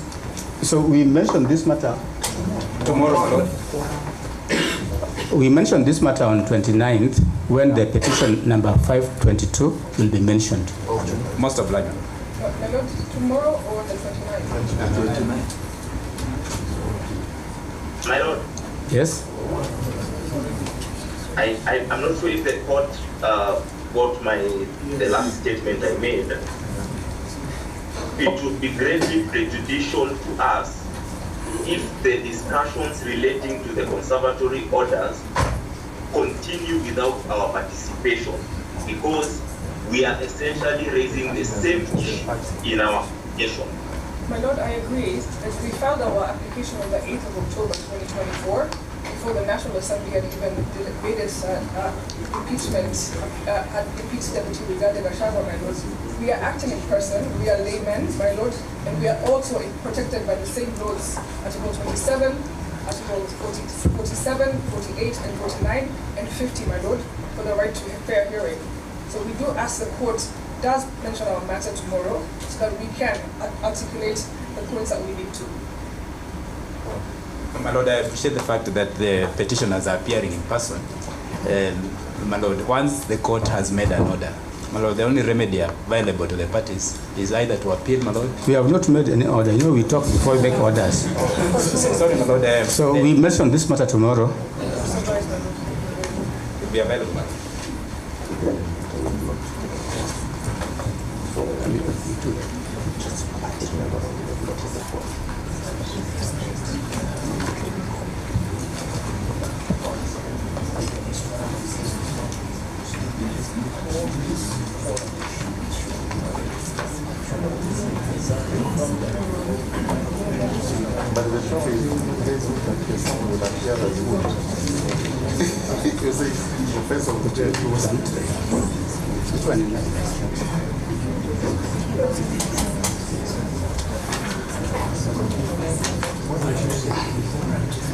572. 572. Yes. My Lord, the presiding judge, my Lord and my lady, Doctor, if it pleases you in the matter. My name is Wamboi, Shadrach Wamboi. I have the honor and privilege of introducing counsels for the petitioner. I appear alongside my learned senior, Mr. Danstan Omari. I'm present. Mr. Samson Nyaberi, my senior. I'm present. My learned colleague, Mr. Nicholas Karanja. I am present. And my learned colleague, Miss Melissa Omeda. We all appear for the petition applicant. Thank you.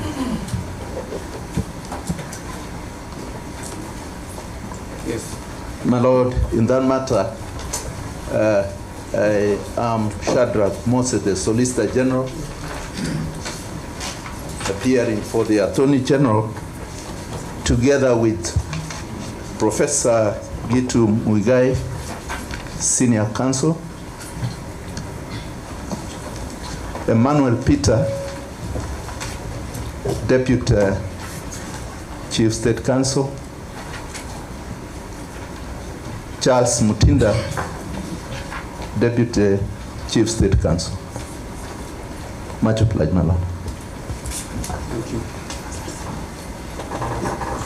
My Lord, if it may please in the matter, Milimo, my Lord, I appear alongside Ole Kuyoni for the first respondent.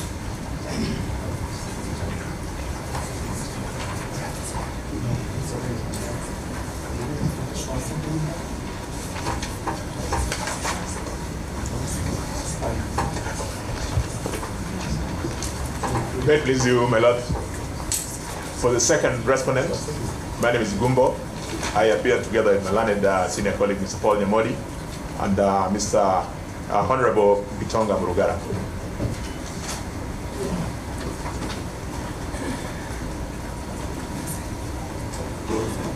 May it please, my Lord, my lady. In that matter, my name is Edwin Kelly.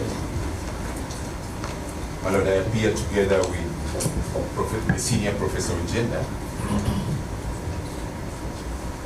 my Lord, Senator Hilary Sigei, and Miss Mercy Kanji. for the third respondent, my lord, in respect of this matter.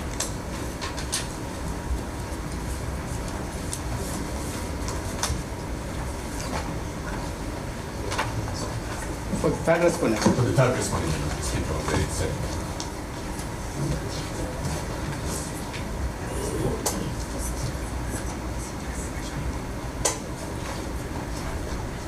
The Deputy President is the interested party, and I appear with my colleagues,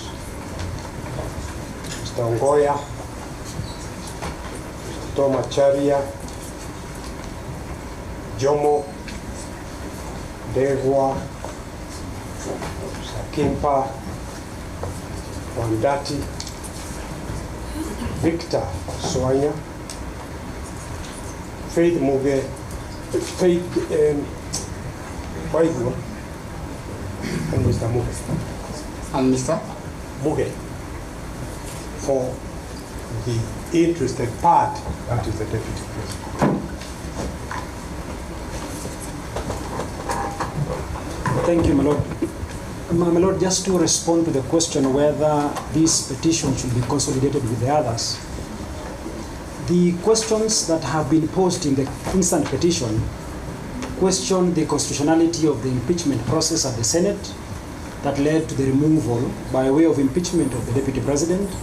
Secondly, my Lord, it also questions the constitutionality of the appointment of Professor Kithure Kindiki as the Deputy President designate in that office.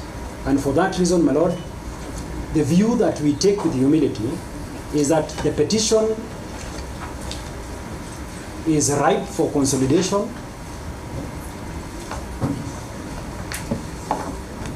and my Lord, just for the avoidance of any doubt, and my Lady, we have an application filed and dated the 18th day of October 2024 that sought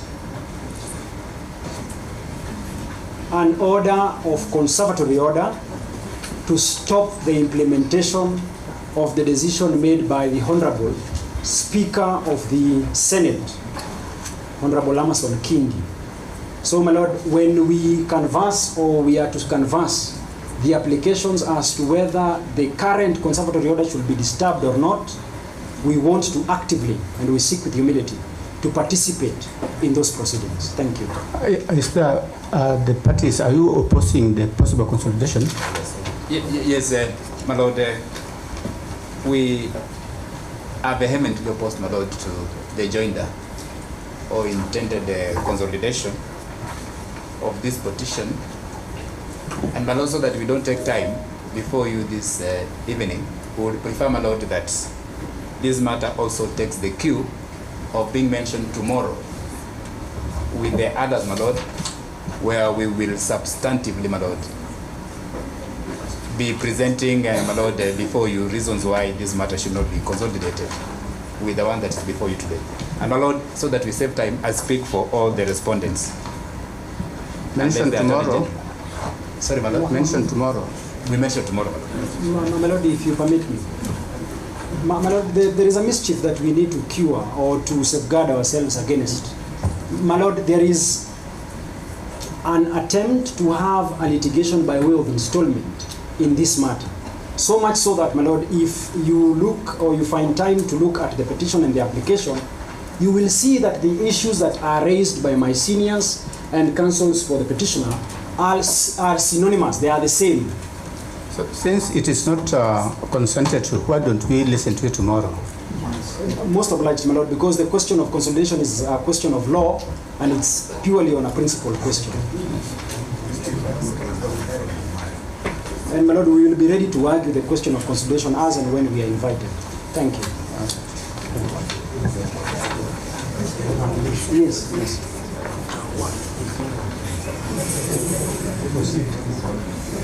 And my Lord,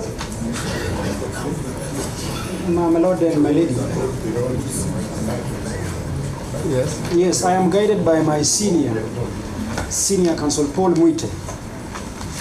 the question of consolidation is one that even the bench, as it is currently constituted, can actually look at the matters and on its own motion, suo moto, give directions or orders whether it is deserving to be heard alongside the other matters, or we just need to take a cue behind other petitions, my Lord. My Lord, the court has spoken. We mention it tomorrow.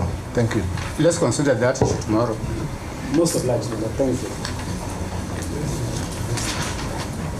As the senator become a voter system. 572. 522. 522.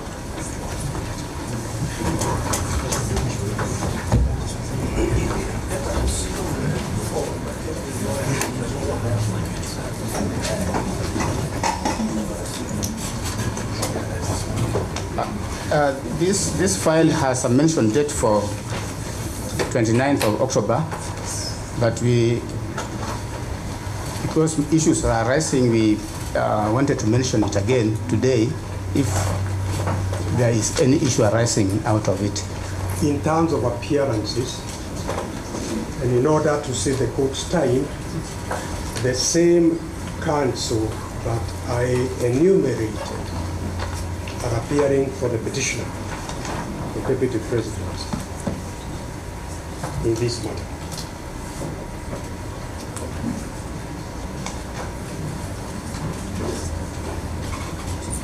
Yes.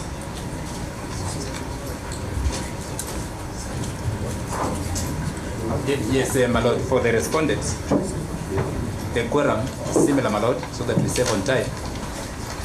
My Lord, we will be willing, my Lord, to present before court two options. Either, my Lord, we retain the mentioned date that has been given, or, my Lord, you mention the matter tomorrow, so that if there is any party who will want to address you, will address you tomorrow, my Lord. We don't want back tomorrow with so many matters. If there's no need, we can retain the 29th.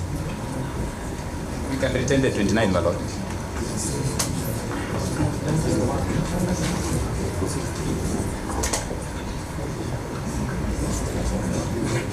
Okay, we can mention it tomorrow. Let's mention the matter tomorrow.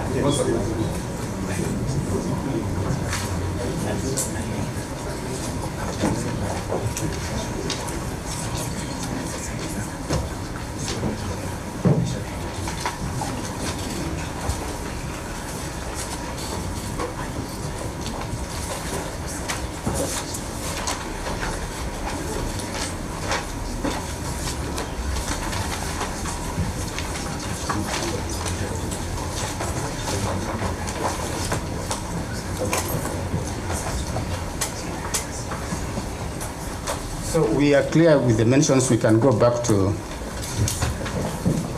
petition number 565. No, you've not mentioned my matter. Which one? 509. 509. It was consolidated in 5. Sorry, I'm sorry. I never heard you call it out. I'm sorry, Mr. Kipp was keeping me busy giving me. My Lord, in that respect, we have an application. The Lordship, I hope it's on record. We could also mention and get directions tomorrow on my application for the recusal of the bench dated the 22nd. I would be most obliged, Lordship. We are mentioning the matter tomorrow. Most obliged. So then we are back to the petition number 565. We wish to confirm that on the part of the Attorney General of the Republic, we are ready to argue our application certified urgent by this court or by the court referring the matter to this court.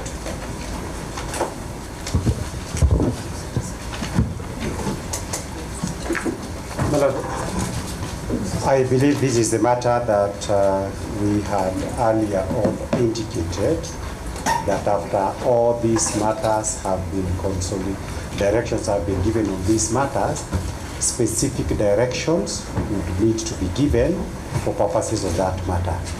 And for purposes of enabling, those specific directions to be given, I want to point out 3 things. Number 1 is that we would need directions on when the first application that was to be done after the validity application is determined, when we are going to be heard. That is issue number 1. Issue number 2, my lord, that is important, is the fact that now that today the Honorable, the Chief Justice has caused all of us to come on the basis of these other matters, the point needs to be noted that for purposes of the basis for all these matters that empanelment was done, the reason was that there were applications for conservatory orders. Those applications for conservatory orders were first certified as urgent and would be the first business of this court appearing there, assuming there is no other preliminary issue like recusal or otherwise. Thirdly, my lord, is this, that for purposes of those applications where conservatory orders were made, the conservatory orders may have been made in 2 or 3 files, but they conserve the status, quo that is cross-cutting in all the petitions that are before you. Apart from the fact that in that particular petition, the one that has conservatory orders, when this court, because all those applications were done on Saturday, the parties, starting at least with those that I represent, because of the nature of the proceedings that were there yesterday, we have not completed doing the responses to the applications by the Attorney General to lift conservatory orders. We could not be able to do the authorities for reasons that were indicated. And more importantly, my learned colleague, Mrs. Kemodo, whose file has been consolidated, did indicate she has not even been served, and in that matter, she needs to respond and be heard.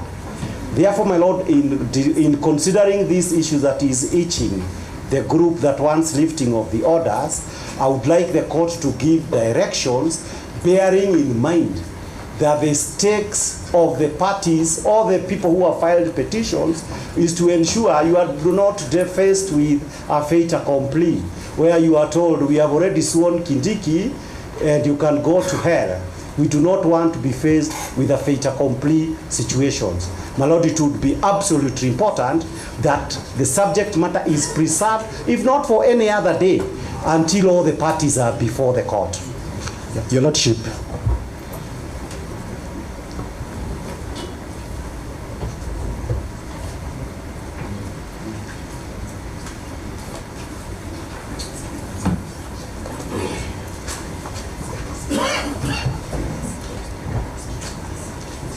Your Lordship, there is you can say that we are consulting.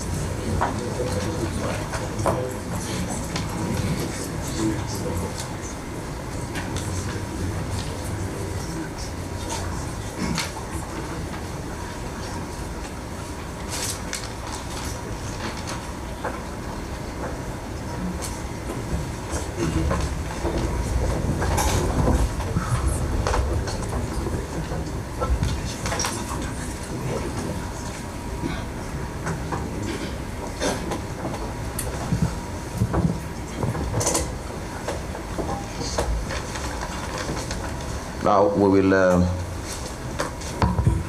proceed in these matters as follows. By tomorrow, we will issue comprehensive directions on various issues. But importantly, parties are already aware that there are two cohorts of matters. The first cohort involves the petitions which were filed challenging the happenings before the National Assembly. Those petitions will proceed as cohort 1. They are the subsequent petitions which were filed challenging what transpired in the Senate. That is cohort 2. By tomorrow, we will deal with the issue of consolidation. We are aware of the powers this court has on the issue of consolidation, just like how we exercised the powers yesterday. We may decide to either hear or give directions on the consolidation. However, we are in agreement that the next application in line can only be one, and it is the application for recusal of this bench. And that is the application which, after we do everything, tomorrow at 2:30 is up for hearing. If you intend to participate in that application, in the second cohort, that application is coming up for hearing tomorrow at 2:30. In the morning, we will deal with the issue of consolidation. That one we will give directions on that. So that is the way forward. Prepare to hear the application for recusal of the bench tomorrow at 2 p.m. In the morning, we will deal with the procedural issues of consolidation and any other issue which may arise in cohort 1 and cohort 2. Thank you. And those are very clear directions, my Lord, Your Lordship. And we entirely agree that we will assist in the orderly progression of the hearing of these matters. Thank you. Just for the record, my Lord, we assume it is all the 3 applications for recusal because they are... There will be no other application for recusal. Yes. We will hear what is on record, yes, and it will be, a ruling will be delivered. There will be no other application for recusal. And we think that that should come first because if you don't want the bench, there's no reason why we should do any other thing. Fair enough, my Lord. I was only pointing there are 2 or 3 of them. Yes. And the only clarity I'm asking is whether all applications for recusal be handled together. Yes, together. All will be handled together. Yes. Your Lordship, finally, as you categorize these pleadings in cohort 1 and cohort 2, I kindly allow me to remind the court that the last time we were before you on the 16th, the court gave or granted leave for parties to amend their petitions. So there could be petitions that have now crossed over to cohort 2, pursuant to the amendments bring in light what transpired. Perhaps the pleadings will bear witness. Mr. Ndegwa, those are some of the preliminary issues which we'll deal with in the morning. But principally prepare to argue your application for recusal at 2:30. I am ready Lord, even now. Before we break, and with your very kind permission and indulgence, I would like to put the deponents of the affidavits that have made very, very grave allegations about judges of this court to be present tomorrow at 2:30, because we reserve the right to cross-examine those deponents and to move the court as appropriate after that. Yes. My Lord, perhaps if I may request that the court supplies us with a typed copy of the ruling that you have delivered today. We know you are working under very tight timelines, but we would very much appreciate a typed copy of the ruling that you have delivered today. We believe it may be useful in the tasks at hand tomorrow. Finally, Your Lordship, these are ruling that you delivered on 16th of October in the consolidated petition 522. Kindly, maybe we can get a copy of that ruling as well. The ruling should be available. So, yes. Finally, my judges, I think there is an law about service, that there are some parties who are present and have not been served, and we've been hearing this from inception. I think tomorrow we settle the issue of service. We also settle the issue of filing of any affidavits or responses that ought to be done, so that after 2:30 we know how best we're going to proceed without people intervening with "I have not had sufficient time to do this or that." And I think before my presiding judge addresses, I just want to remind parties that we are using technology to move. To me, the issue of service should not be a big thing, because if you are mapped into a matter, automatically you get everything, unless you are not in the system. And if you are not in the system, get in touch with the deputy registrar. As simple as that. So that we avoid these issues of I was not served, I was served, I was not served. Let us make use of the technology at hand. Thank you. May I suggest that, the Lord, we are appearing tomorrow in the ceremonial hall at 11.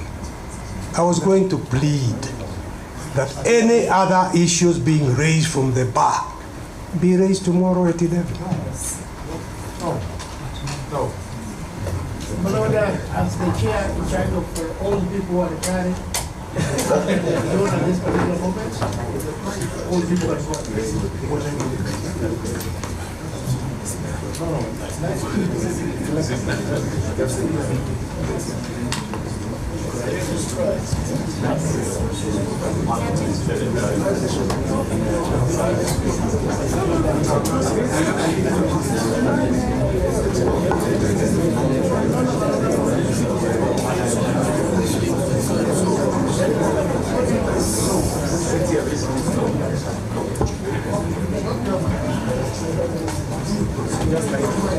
Just to avoid any doubt, the application for recusal will be heard at 2:30. Whether you have responded to it or not, we will hear it.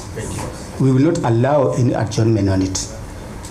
At what time tomorrow morning, sir? Because some of us didn't get the exact. Tomorrow morning at 9. At 9, yes. Yes. And what you told me that? It's at 9 o'clock. Well, most of that months we can see it more now.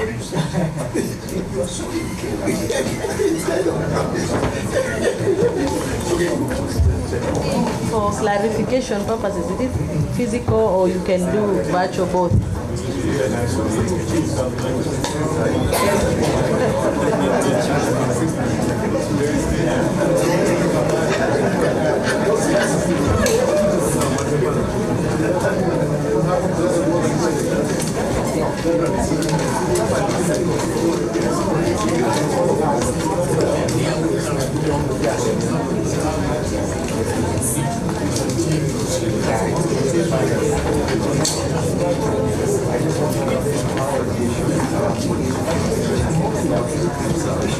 So I think that concludes our sitting today. That concludes our sitting today. See you tomorrow.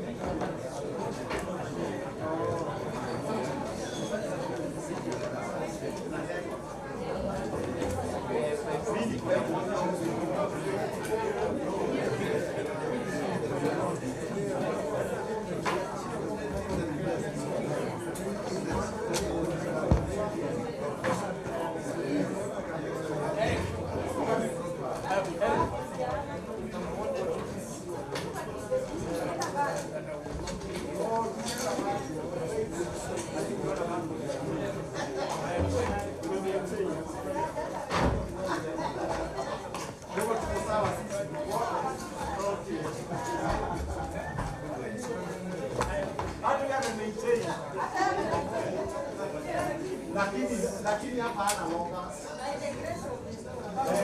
Lakini hapa ana longa.